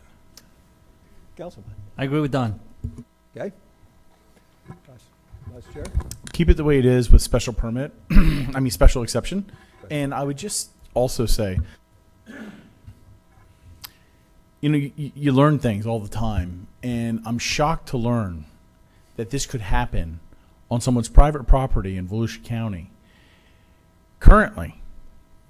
And because you're right, Don, and I'm pleased to hear you talk about the noise level. We had a situation at Ormond Beach where a gentleman came in and bought some property. He lived in city limits, and he built a track, and he just thought he was going to be able to run it anytime he wanted. He was a little out in the country. Well, the people that live out there were like, I like my quiet place in the country. And all of a sudden, this isn't quiet anymore because you and your friends are out here tearing it up. I think the lingo the cool kids use is brap. Is that right? Brap? Something like that. So I'm just surprised we do that, but that's not what you're asking. I'm just talking now. Thank you. Special exception. Mr. Chairman. Repeat there have been so much input. I want to make sure I'm actually answering your question. Well, the question was, would you want their commercial motocross by right? in A2. That is Okay. what's on the proposal. Councilman Dempsey has proposed not by A2, maybe by A1. He thinks by realistic, you have to have larger tracks to do that. You're not going to do it on a 5-acre track. But the question specifically was by right commercial motocross in an A2 zoning. Not by right. I think it needs to be a special exception. Okay, all right, thank you.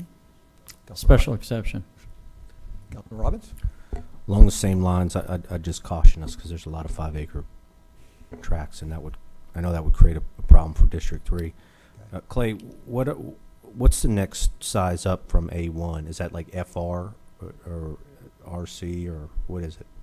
If the council will entertain, what we can do is this, what I'm hearing loud and clear is that the idea of identifying a commercial motocross track is something you want to see done, but you want to see it done correctly. So that means, in my mind, coming up with specific conditions such as minimum lot size, minimum areas, those types of things that could be wrapped into if you want to make it easier to permit a conditional use. Again, remember, you have that option as a conditional use. We can put together the criteria so that way it's identifying not only the zoning that this would be allowed in, but the conditions that would be acceptable, and it would be a staff approval, not going through a public hearing process of a special exception. We can start putting that language together, and again, please realize everything you're telling us, we have to go back and start the ordinance modification. We have to do outreach. We have to do public hearings at the PLDRC and to y'all. So by that point in time, y'all will have had this thing vetted through a variety of different folks. You'll be able to see what recommendations are happening. And so we hear what you're saying, and I think we can accommodate your intent, which is acknowledge the need for something like this and the availability of it, but make sure you're doing it in the right location on the right size parcel that's not going to have an impact on adjacent properties. Quick question for Clay. If this went to a special exception, what kind of public notification is required? Again, it's published in the newspaper. It's posted on the property so that you've seen the basically 2x2 orange signs, and we mail notice to the adjacent property owners. Within 500 feet? No, just adjacent property owners. Just those that are immediately abutting and across the street. Okay. Councilman Johansson?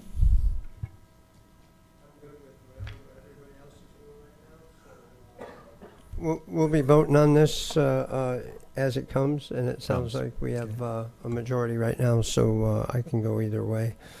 I'd like then to turn to the next staff recommendation, which is about moving 12 uses to conditional, asking the same thing. Of any of those 12, think of it as consent agenda. I'd like to pull it for further discussion. At this point, if you're okay, just say I'm okay with those 12. Let me start with the vice chair, if I may. Before we start, sorry. Councilman Johansson has a question. I think I have a bunch of questions. I'm sorry, sir. I'll start at the top. Backyard chickens. Again, why would there be a limitation of 5 chickens, no roosters? We currently had a restriction of what's differentiating a commercial poultry operation from a farmer. And so the magic number was 4 at one point in time. When this issue came up, it was raised to 5. And basically, it's just a carry. It's trying Got to... it. I have 10 or 12. I'm selling them or giving them away or something. We actually had I remember the chicken day. Yeah, that was... And Got it. therapy has got most of it out. But yeah, we had quite a long All right. discussion about it. Fair enough. Going down to fertilizer sales, retail and wholesale. Why conditional? Is that because of the danger?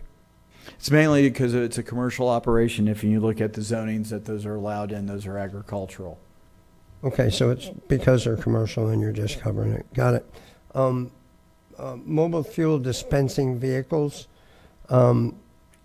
they get health certificates from the health department, yeah, to operate? This is the ordinance y'all approved about a year and a half ago in response to the county, or to the state's mandate on how we handle mobile food vending vehicles. So this is a recent one. They still have to go through the state to get properly licensed. What we did is we went through and identified the criteria that we would apply to ensure that the operation of the basically food trucks are not going to have a negative impact on commercial properties and adjacent residential areas. And we also, this council and the prior council also wanted to make sure that this was included for agricultural lands.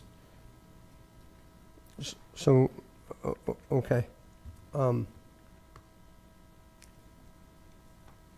Okay, thank you very much.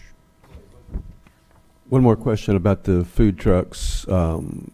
It requires a health department license. Mhm. Do they have inspections like a restaurant does? Yes, sir. Okay. Because I know we've had issues in DeLand, and I know it's been difficult for your office to deal with. Is that partly because it's tied to the health department? No, sir. There are two separate issues. The health department is looking in and making sure that the food truck is clean, meeting the minimum requirements for a commercial kitchen. The issue is that these things are mobile. Mm-hmm. They show up, they park, they operate on the weekends. We get the complaints, we follow up. There's not a mobile. They're typically not there Monday through Friday, so then we have to go and do a special assignment for catching them. And basically, it's the fine goes against the property owner who may or may not know that the food truck was going there. So that's the issue with a lot of the food trucks. The people who are willing to cooperate with us and go through the process, we find it pretty straightforward. It's just make sure you're parking so you're not obstructing parking, fire lanes, and that Right. if you're going to have tables, benches, something along those lines, they're not going to be in any of the landscape buffers or anything else.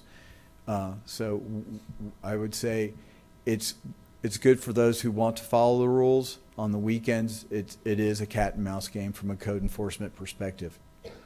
Part of the condition, I think, for the county ordinance is that they have to move at night. They can't stay overnight. Correct.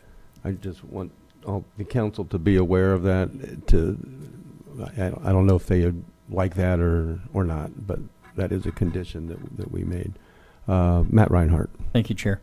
One more question about the food truck, because that was the only real issue I saw in there. Currently, some of the cities, when there's an event, they get an event, they apply for a special event or whatever, and they had the food truck present. Their fire department does an inspection of the vehicles prior to the event even starting. Does the county do that? Yes, sir. We when do. When we have a special event. Special event fire. So Yeah. that's like an added health department inspection, if you will, on top of what the health department already conducts as well, correct? Correct. Okay, thank you. Vice Chair, any comments on these 12 items? No, thank you. Councilman Dempsey? Nothing. Nothing. Councilman Snyder? Nothing. Mr. Chairman? I'm good. Nothing. I would Yes, just sir. like to put an emphasis, Council and Clay.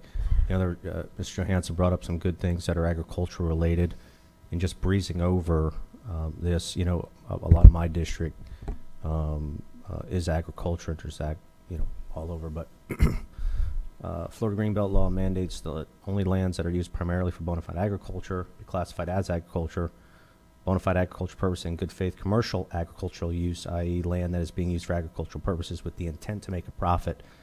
I would just make sure to hit on a little bit what he said, that we differentiate, for profit, hobby, farm, and the same thing with the zoning. If they meet the classifications, it really says nothing in here about zoning. So that's it. Councilman Johansson, anything? None. Okay. Let's turn to the next item, which is 32 uses for PLDRC. The major change here is PLDRC will be the final. It's always appeal process, but it normally would go back through to them. And I'd like you to look at those 32 and see if there's any you'd like to pull out for discussion. Mr. Chair, could I begin with you? Yeah, it's a long list. And we'll go around a couple of times if we need to. So.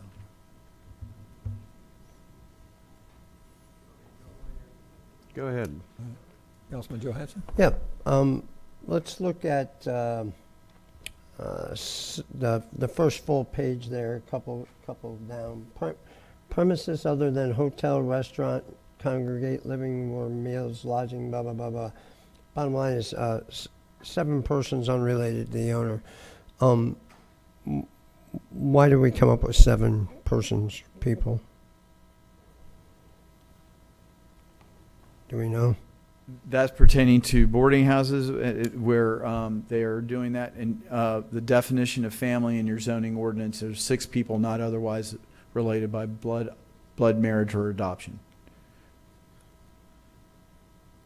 By blood, marriage, or adoption. So in other words, it's tied to the definition of what is a family. So can I have my family of 15 over?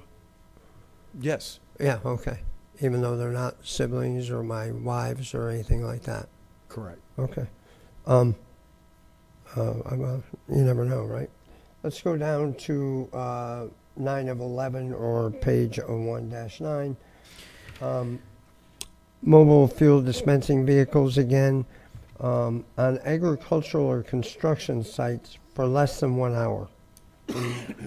Is that exempt from going to PLRDC based on new state statute? No, sir.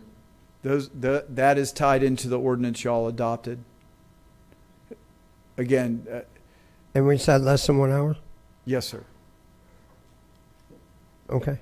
Well, that was in the ordinance. If you want to make those changes, now's the time to identify it. Yeah, I'm identifying it, I guess. Yeah, I mean, because the idea was that these are the standard roach coaches that we've seen at all construction sites. Yeah, I got that. So the idea was that they would come in, be able to. So if I got half a crew that goes from 12 to 1 and half a crew that goes from 1 to 2, they got to leave. They can't stay from 12 to 2. If you want us to change the hours, we'll be glad. Yeah, I'm interested in that. Okay, we'll look at that. And then motocross courses, a couple down from that. Bicycles only. This is the Scribner error. This should not have been here. I got it. Thank you. And, oh, nope, that's the next one. Thank you. And other than that, I support everything else. Thank you very much. Mr. Chairman, you'd like to go? Would you like to? I'd like to ask a question on what he just said on the motocross courses. The A2, this is just PLDRC. It doesn't come here. No, this was a duplication. Unfortunately, there was a mistake in how this table was put together. This is the same exact The whole language thing, was not- seen earlier. Okay. And so what I'm hearing from y'all is that the personal is okay. The commercial, again, we're going to be looking at trying to make that as a conditional use subject to specific size and performance standards. Okay. Nightclubs. Armageddon. Pardon me? Yeah. Yes, sir. What we're saying is that right now, it is allowed by right in all of the commercial zonings, which are B3, 4, 5, 6, 7, and 8, as well as the Southwest Commercial. In the OCV, which is the Osteen Commercial Village, in Osteen Multifamily Village, or Mixed Use Village, excuse me, those are required to go through a special exception. We're saying that they should just go through the PLDRC for the approval of that special exception. Is there any special regulations for adult entertainment nightclubs? Sir. That's not handled by your zoning ordinance. That's a separate ordinance which has restrictions on primarily the serving of alcohol associated with anyone who's engaged in sexually oriented businesses. How many zoning categories can that be in? If I remember correctly, 2. Okay. Anything else, Mr. Chairman? Not yet. Councilman Robbins, anything from here? Okay. Councilman Reinhardt? Oh, thank you. These are just for PLRDC. They Correct. wouldn't come to us at all. That's the Just be process approved. would stop. Okay, so I have a few just for discussion, and we'll see. Airports. We just had the issue about the campground boat docks, and that could have gone either way, so that's why I want that included. as well for discussion. Glue factories. And then the last is actually two, cement plants and rock crushers. And the reason why I bring that up is when I worked for the short time for New Smyrna, there is a rock crushing plant over there. More complaints were received from the neighbors of that area than anything we ever received out there. Was the noise and the dust, the actual concrete dust, and the requirements that they had to spray down stuff, and they weren't adhering to it. So I would like a further discussion on those two as well. I'm sorry to give you a long list there, Clay, but No, I there were just want to make several that sure I just got jumped them. out. And I may not be in agreement. We're not voting on it. It's obviously just for discussion. Thank you. So let me Yeah. make sure I have your comment correctly, is that Airport? airports, you would not necessarily, you want us to look to see if perhaps we should keep it coming to county council? Yes, sir. Okay, Boat docks and campgrounds, okay. and that's in light of recent approval that we did. Okay. And then cement plants and rock crushing, as well as, glue factories as well. We had issues with fiberglass companies, and the odor and whatnot that comes from that, the glue factory could be the same. Got it. Thank you. you, sir. Councilman Santiago? Jake Johansson had a question. Okay, he didn't have a question. Councilman? These 32, any Yeah. you'd like to have further discussion on in the future? The ones that are being pointed out from my colleagues, those are still going to come before us, right? We're just saying, Yeah, we hey, we just want wanted to to talk talk about about these later, right? Staff think about it. So that being the case, we will address these later. I'm okay with the list. Vice Mayor? Thank you. Sawmills, slaughterhouses, glue factories. Said that after slaughterhouses. Hog farms, nightclubs, heliports, and helipads. There's my list, Clay. Thank you. Councilman Dempsey, anything you'd like out of this list of 32 have further discussion on? Yes, the rural event centers, the venues, Rural event centers? yes. Yes, sir. We're just talking about wedding venues in the rural areas, or what exactly are we? That was the driving force behind it, because we did have properties that were zoned A1, but were not bona fide agriculture. So if you do not have the classification from the property appraiser as a bona fide ag, you cannot utilize the provisions of agritourism to operate your wedding venue. So therefore, we put this in place as a way for those who could not get or did not want to get that ag class to be able to utilize their properties for a wedding venue. But it also ties to any kind of social, basically, I wouldn't say convention center, but like event center where you could have weddings, quinceañeras, birthdays, those types of things. Would horse arenas be considered a right to use, or it has to go through this classification? I have to double check on that. Within the agricultural zoning, you can get you can have riding stables. When you start turning into an event center such as like a rodeo or a equestrian center, I have to look and see whether or not we allow that by special exception. Or I have to determine if it's also protected by the Right to Farm Act. I can tell you that the recent changes over, I would say, the last 10 years to the Right to Farm Act have opened up a considerable number of uses as quote-unquote agritourism. And so we need to make sure that we're not in violation of that. Okay. And then there's just another typo on, what is that, 1 of 10? Mm-hmm. It says speedways, racetracks, motorized vehicles, /motocross. I don't know if that was a typo too, if that should be stricken out. Yep, that'll be worked out. Okay, thank you. And I think that's it. That's all I have, guys, for now. This Mr. Chairman, anything else? No, I think that with everybody's list, I'm good with it. Okay, thank you.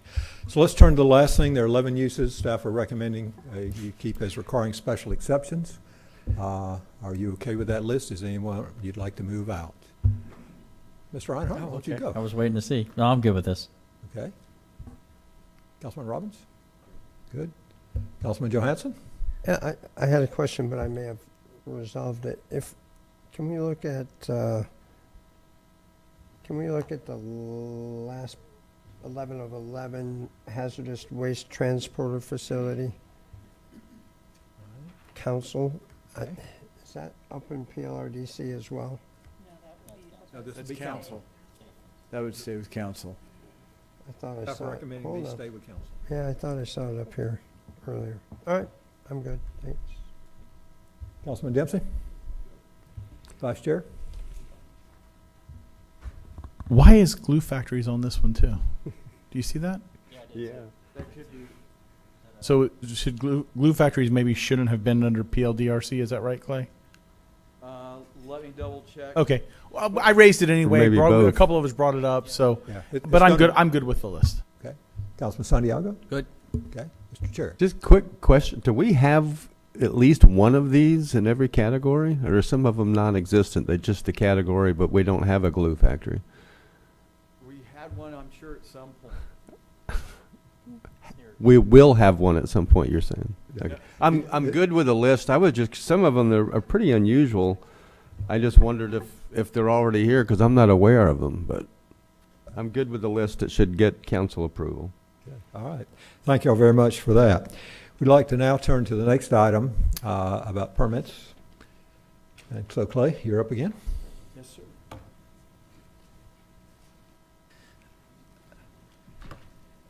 This is the question about what can we do to change our current regulations to reduce redundancy of federal and state aspects, and do we have any latitude with some of these changes? I'm just referencing the Community Planning Act. That's where all cities and counties have to come up with a comprehensive plan. Part of the comprehensive plan is that you have to have land development regulations and zoning regulations. So there is a state mandate to have some form of zoning, some form of land development standards.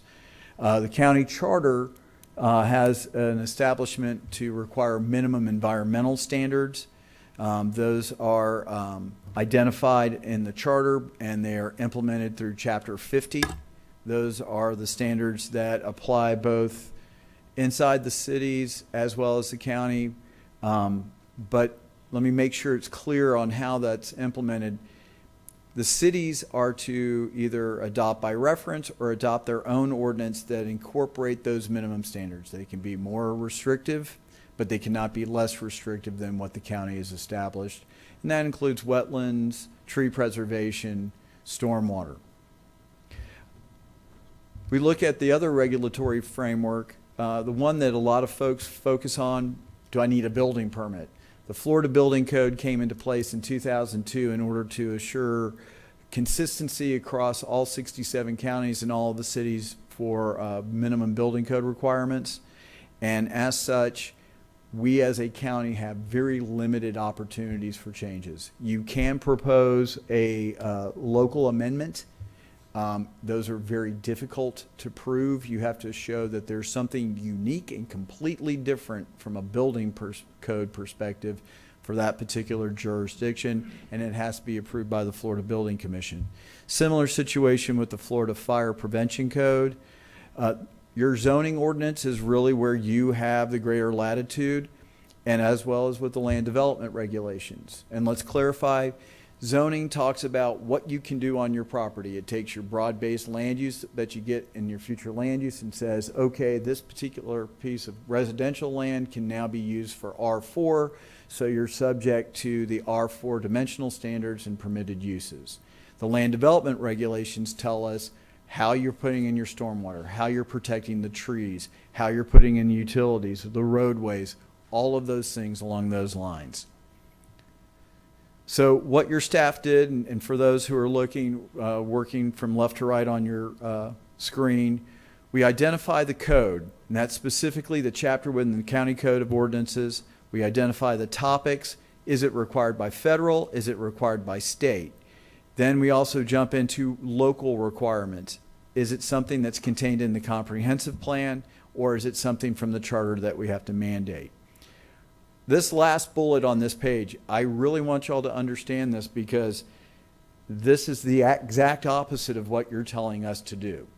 And I want y'all to be prepared, because over the next, I would say, year or year and a half, we're going to see that FEMA is going to be requiring of us to do more monitoring of properties within the floodplain. After Hurricanes Ian and Nicole, they have come and inspected a lot of areas. Our colleagues down in Lee County actually got shut out of the flood insurance program for a couple weeks until they were able to work out the details with FEMA on how they were going to address their concerns. So I just want to make sure you're aware that when we come forward and we're talking about the fact that we have to establish a floodplain permit, it's because we're getting heat from FEMA to ensure that we are following through with the substantial damage, substantial improvements, and trying to make sure that if properties have to be brought up to code, they are brought up to code as quickly as possible. Again, we were trying to see duplications of requirements and those types of things. What we've identified, and some of this is low-hanging fruit, as one of the council members said to us, these are some of the quick and easy things that we can do, and it also summarizes where we're at. Permits for fences, right now we do require a permit for it. The Florida Building Code does not require a fence permit except if it's used for a barrier for a swimming pool.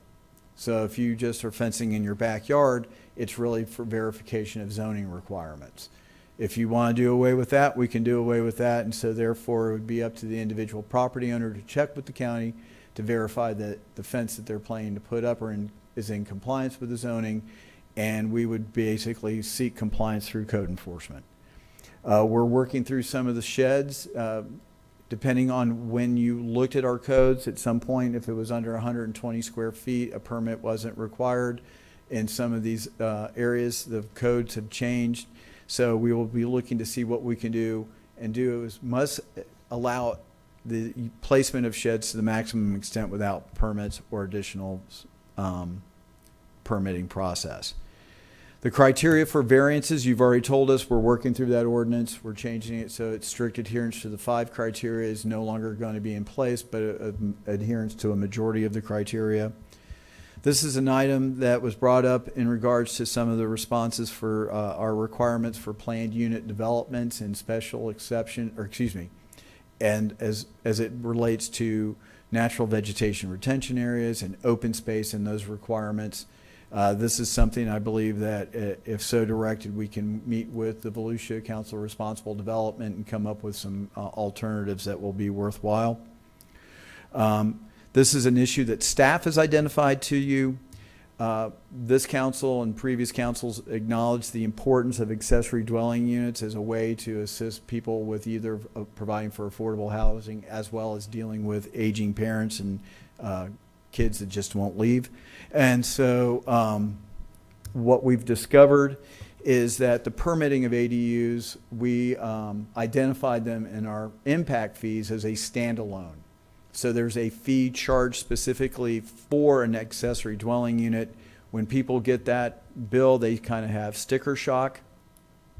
Whereas if they just did an expansion of their home, they may not be facing that same level of charge.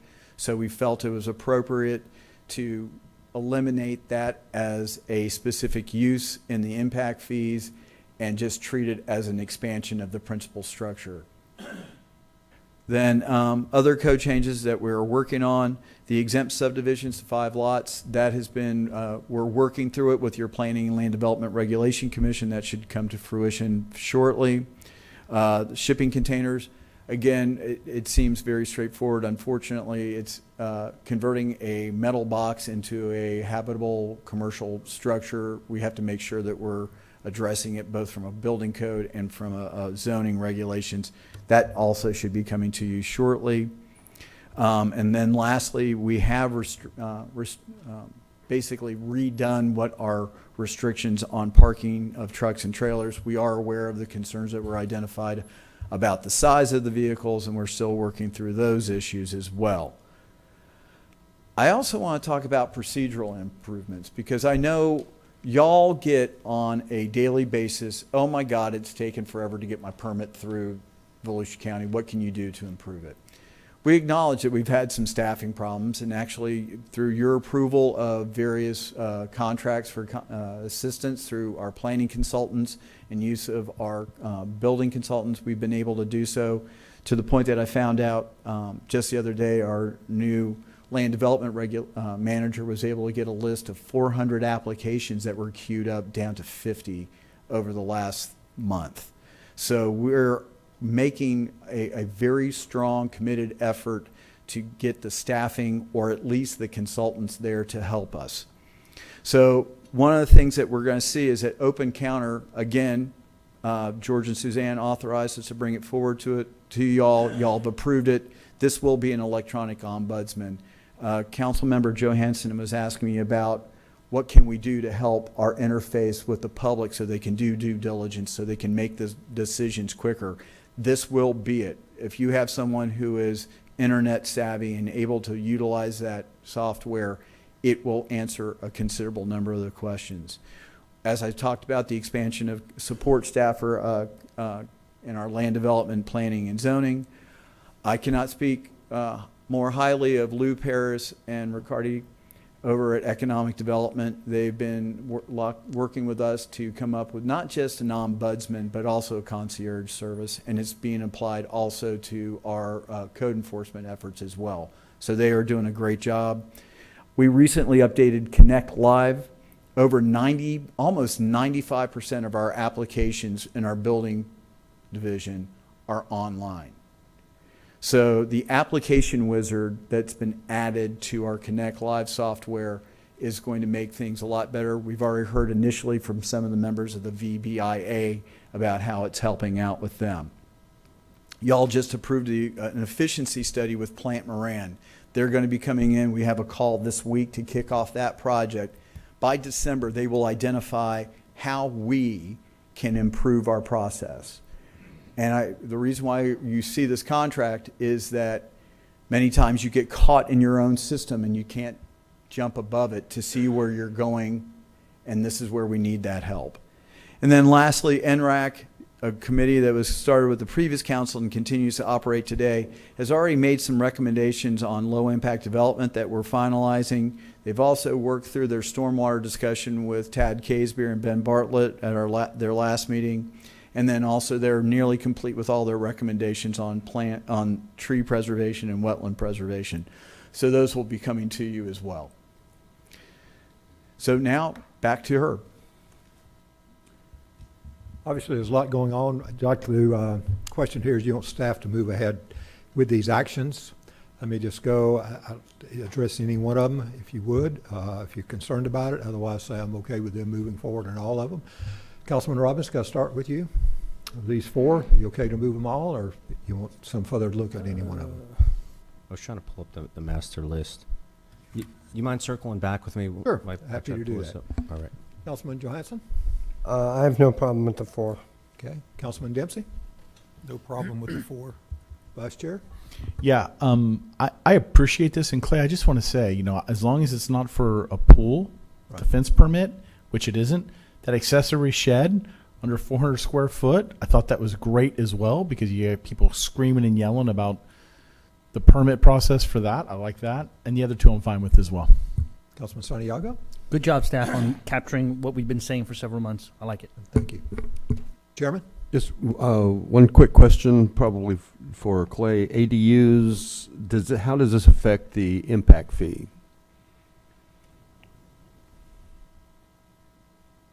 You will probably see a reduction in the amount collected for ADUs because the fee is currently a hefty one. Mhm. We will still be collecting an impact fee. It will just be treated as an expansion. If y'all remember, when we came forward with the update to the impact fee, we started breaking down single-family residential by size, under 1,500 square feet, 15 to 2,500, 25 to 3, etc. So what it will do is that if the addition of the ADU is treated as an addition, it will just simply bring it up to either the next impact fee category. So it could be, for example, a difference of paying $3,000 for a standalone ADU, whereas paying for the expansion is going to be $500. Okay. Yeah, I'd like, my issue with that, I think the ADUs were part of the intent was to help with workforce housing, affordable housing, and they're actually working, except for the impact fee. So I'd like to find a way to get rid of the impact fee on ADUs altogether so that it does help build more affordable housing in that regard. Fences and sheds, I'm happy to see that go, so I'm good with the rest of the list. I'm sorry, I just wanted to make sure, part of the direction that y'all have given us as part of our affordable housing, we are coming back with an ordinance which will allow for the waiver of impact fees for ADUs if they are committed for affordable housing for a minimum time frame. Right now, we're trying to work through what state law allows us to do. Good news. Thank you. Mr. Chairman, Yes, I'd like sir. to comment on one of your David, comments. yes, sir. I like where you went when the ADUs. I'd like to, I know it's going to come before us, but I'd like to eliminate it completely for ADUs. Eliminate. Eliminate the impact fee for too. ADUs. Even in those categories for affordable or not. If, maybe we could put other parameters around maybe somebody gaming it, where what I mean by gaming it is I build this one house and then in 6 months I apply for an extension, you know what I mean? Maybe we could have parameters as to within so much time of the initial application. But, what that is, I don't know, we can discuss it, but I'd like to eliminate it completely. It's not needed. For the record, I went to Danny Robbins. Thanks, Chair. I agree 110%. Anything that we can do to keep, whether it's our kids, elderly, I would be game for. So I'm in agreement with that, in agreement with everything else that's on here. Eliminate it. Mr. Renner, any questions? Same here. I had somebody ask me about the fence permit, and what if they come in later and put a pool? I said, well, the pool's permitted, so therefore you'll see whether or not it is. So they understood that. But yes, I'm fine with this as well. Thank you. Mr. Chair, just about the ADUs and impact fees, we'll take a look at that, but I'm not sure that the state statute would allow that outside of the affordable housing designation, because it is treating it as part of an expansion of a house. We'll see what we can do, but it's that kind of like arbitrary removal of impact fees when something is actually creating an impact versus, when you have that affordable housing designation, you have the legislature telling us, hey, you can completely waive impact fees whatsoever for these affordable housing units, versus, treating the ADUs as basically an expansion of the existing dwelling. It's like adding a second story on your house or something like that. We'll take a look at that. However, state statute may not allow us to remove impact fees for ADUs and only ADUs completely. We could make it $1. But it would have less impact on our budget than some of the Live Local Act would. But anyway, thank you for that update. All right, thank you all very much. Let's go to our fourth agenda item now, which is infill. Play again.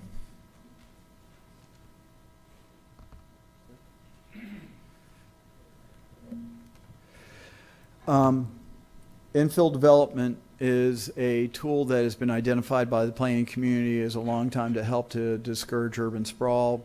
We currently have policies in our comprehensive plan that encourage us to do so. This is really addressing undeveloped properties, non-conforming lots within utility service provider areas. It's got to be in urban zoning, and it's got to be in the unincorporated.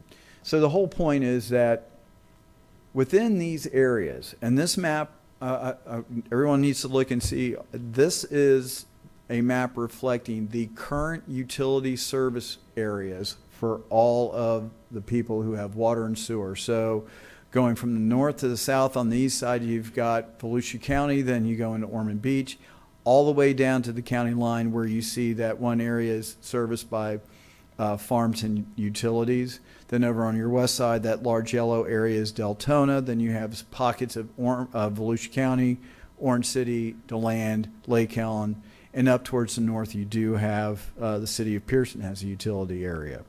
So that was our first set of parameters as to where should we be encouraging infill. The reason why, there's utilities, potable water, sanitary sewer, and a reasonable expectation of some form of stormwater infrastructure in place. We then looked over on the west side of Volusia County, and what you see there is that we've taken that map of the urban service, the service providers, then came up with vacant lots from the property appraisers' information and identified clusters where we feel it would be appropriate as an incentive so that these non-conforming lots that are sitting vacant could be utilized for the purposes that they're identified in our zoning map. So this could be residential, it could be commercial. What it does is it provides a method for staff to put in either a relaxation of some of our standards or approval of variances to help facilitate the development of these areas where we already have the infrastructure. Again, the goal is encourage development where you have the infrastructure instead of extending the infrastructure further and further out. That was the west side. Here's the east side. Again, you can see these are areas near Ormond Beach and Holly Hill. You get down near Port Orange, and then also down near Edgewater and Oak Hill. So now back to Herb.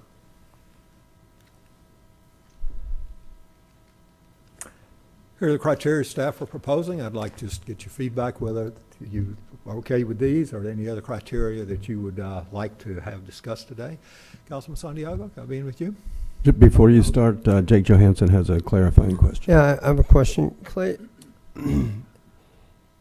some of these enclaves, I'm not talking, I guess, about, and there may be others, but Ormond by the Sea and Bethune Beach because of the water, but the unincorporated areas that are surrounded by a city, what can we do to motivate the property owner in the city to annex and to, I don't want to call it a problem, but no longer be an issue? Is there any merit in doing that? Yes, sir. To motivate them to try, not to force them. Obviously, we can't. But well, actually, there can be situations. They have to be true enclaves, which means an area of the county surrounded by a single city. One city, yeah. That the only access to those properties is through that city, and that there's natural barriers that prevent it.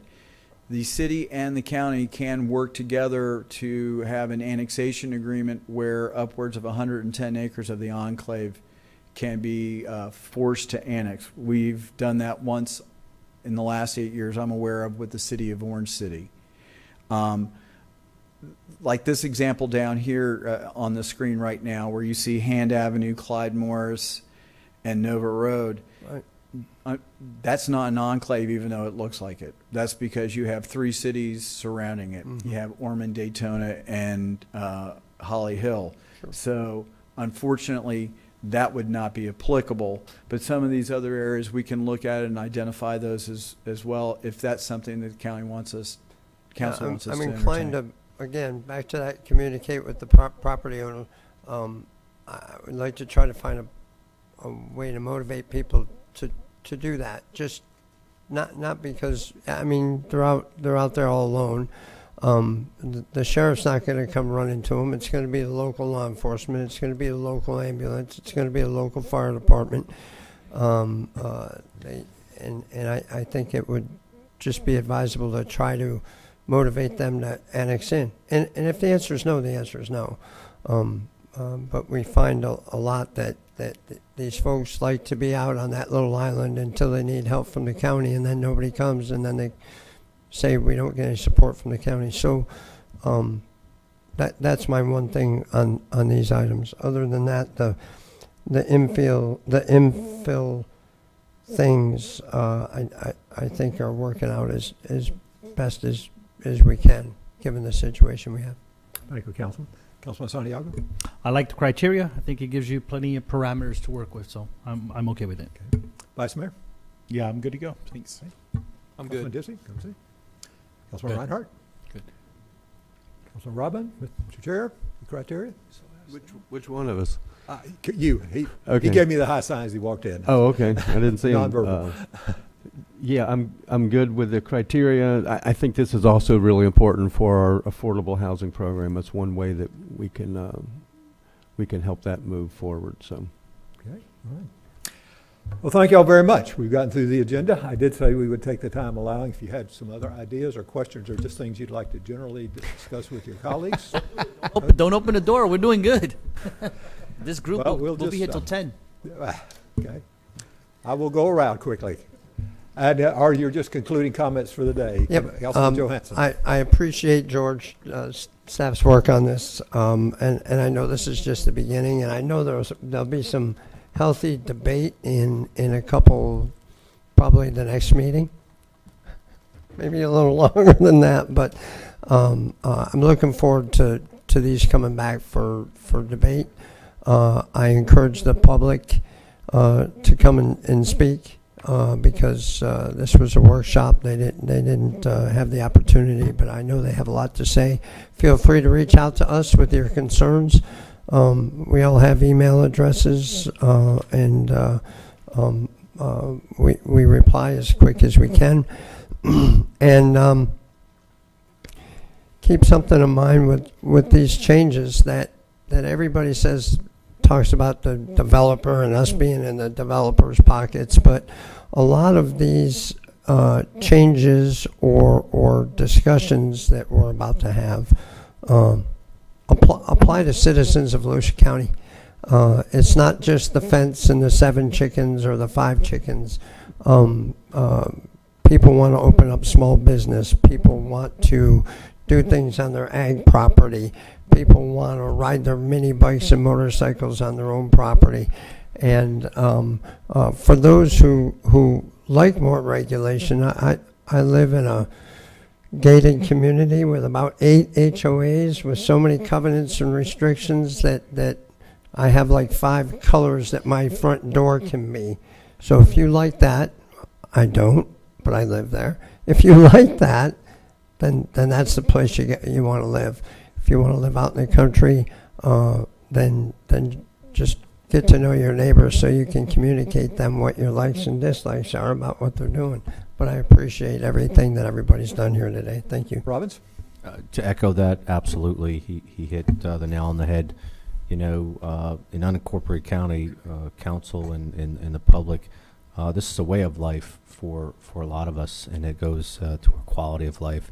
And I haven't heard one person in my district say they want more regulations and more red tape, and that they want unincorporated to be one big HOA. And a lot of this stuff kind of applies to the more the city lifestyle. So I appreciate everybody hearing us. This doesn't give carte blanche to developers. It was said earlier that the last thing the first thing we're gonna hear is bulldozers and schools going up. That's not the case. So I'm glad that we can get some of these discussions on the table and move forward. But thank you. Thanks for everything you're doing. Thank you, staff. Thank you very much. And George, Suzanne, thank you so much for putting this together. Workshops, we can get a lot done. You know, you have that barrier of sunshine where you're not allowed to talk about things so that you can get more done, at least discussing these matters that are important. I've had the luxury in 50 plus years in Volusia County to live in both incorporated areas and unincorporated areas because I was out in Osteen forever, but all of which is important. And I love the fact that we can work with our partners at VCARD and other things that we can accomplish so much. So thank you very much for putting this together. Mr. Chairman, we'll come back to you last, if I may. Okay. Close. Councilman Santiago. Good job, staff. Thank you. And I agree with everything Jake said today. Okay. Vice Mayor, Vice Chair. Thank you very much. George and team, a lot of work, a lot of effort. Thank you, Clay, especially you and your team. You did the heavy lift on this, and great job facilitating. Thank you.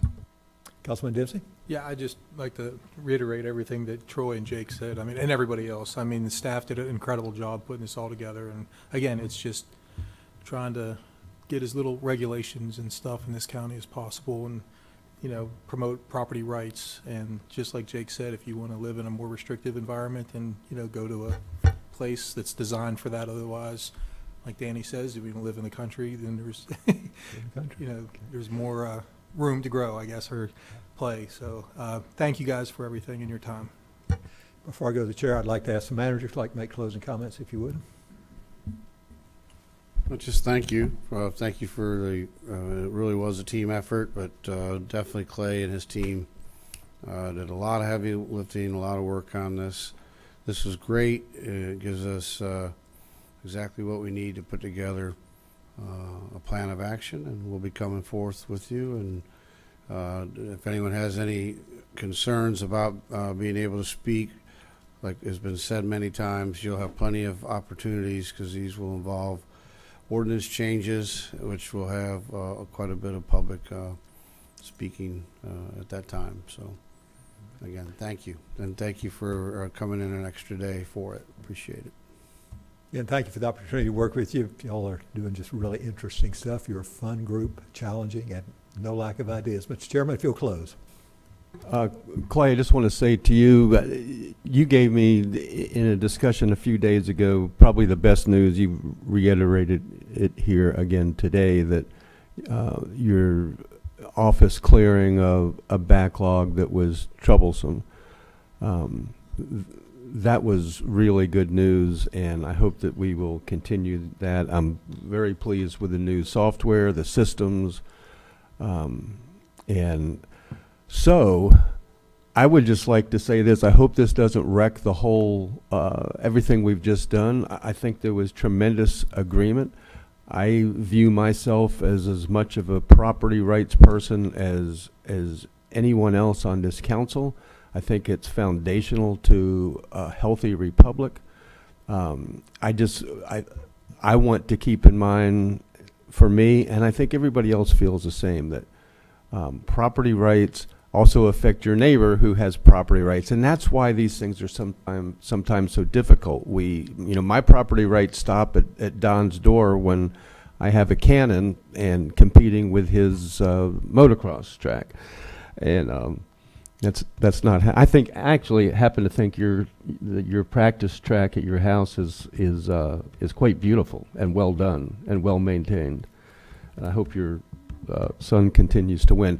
I just end with this, that for me, I would like, as a matter of priorities, to see the I-2 zoning issue come back first as quickly as possible. I think that's one that we really need to deal with, and what the public and all of us were confronted with today is that it's really difficult to change zoning once it's in place, because it affects the people that already live there. So it doesn't help to put it off. We have to address the problem as it is. And I know that's what brought this whole workshop up. So I appreciate that, and I look forward to taking care of that. And with that, at 5:26, we can adjourn. Anybody opposed? I don't hear any opposition. Thank you.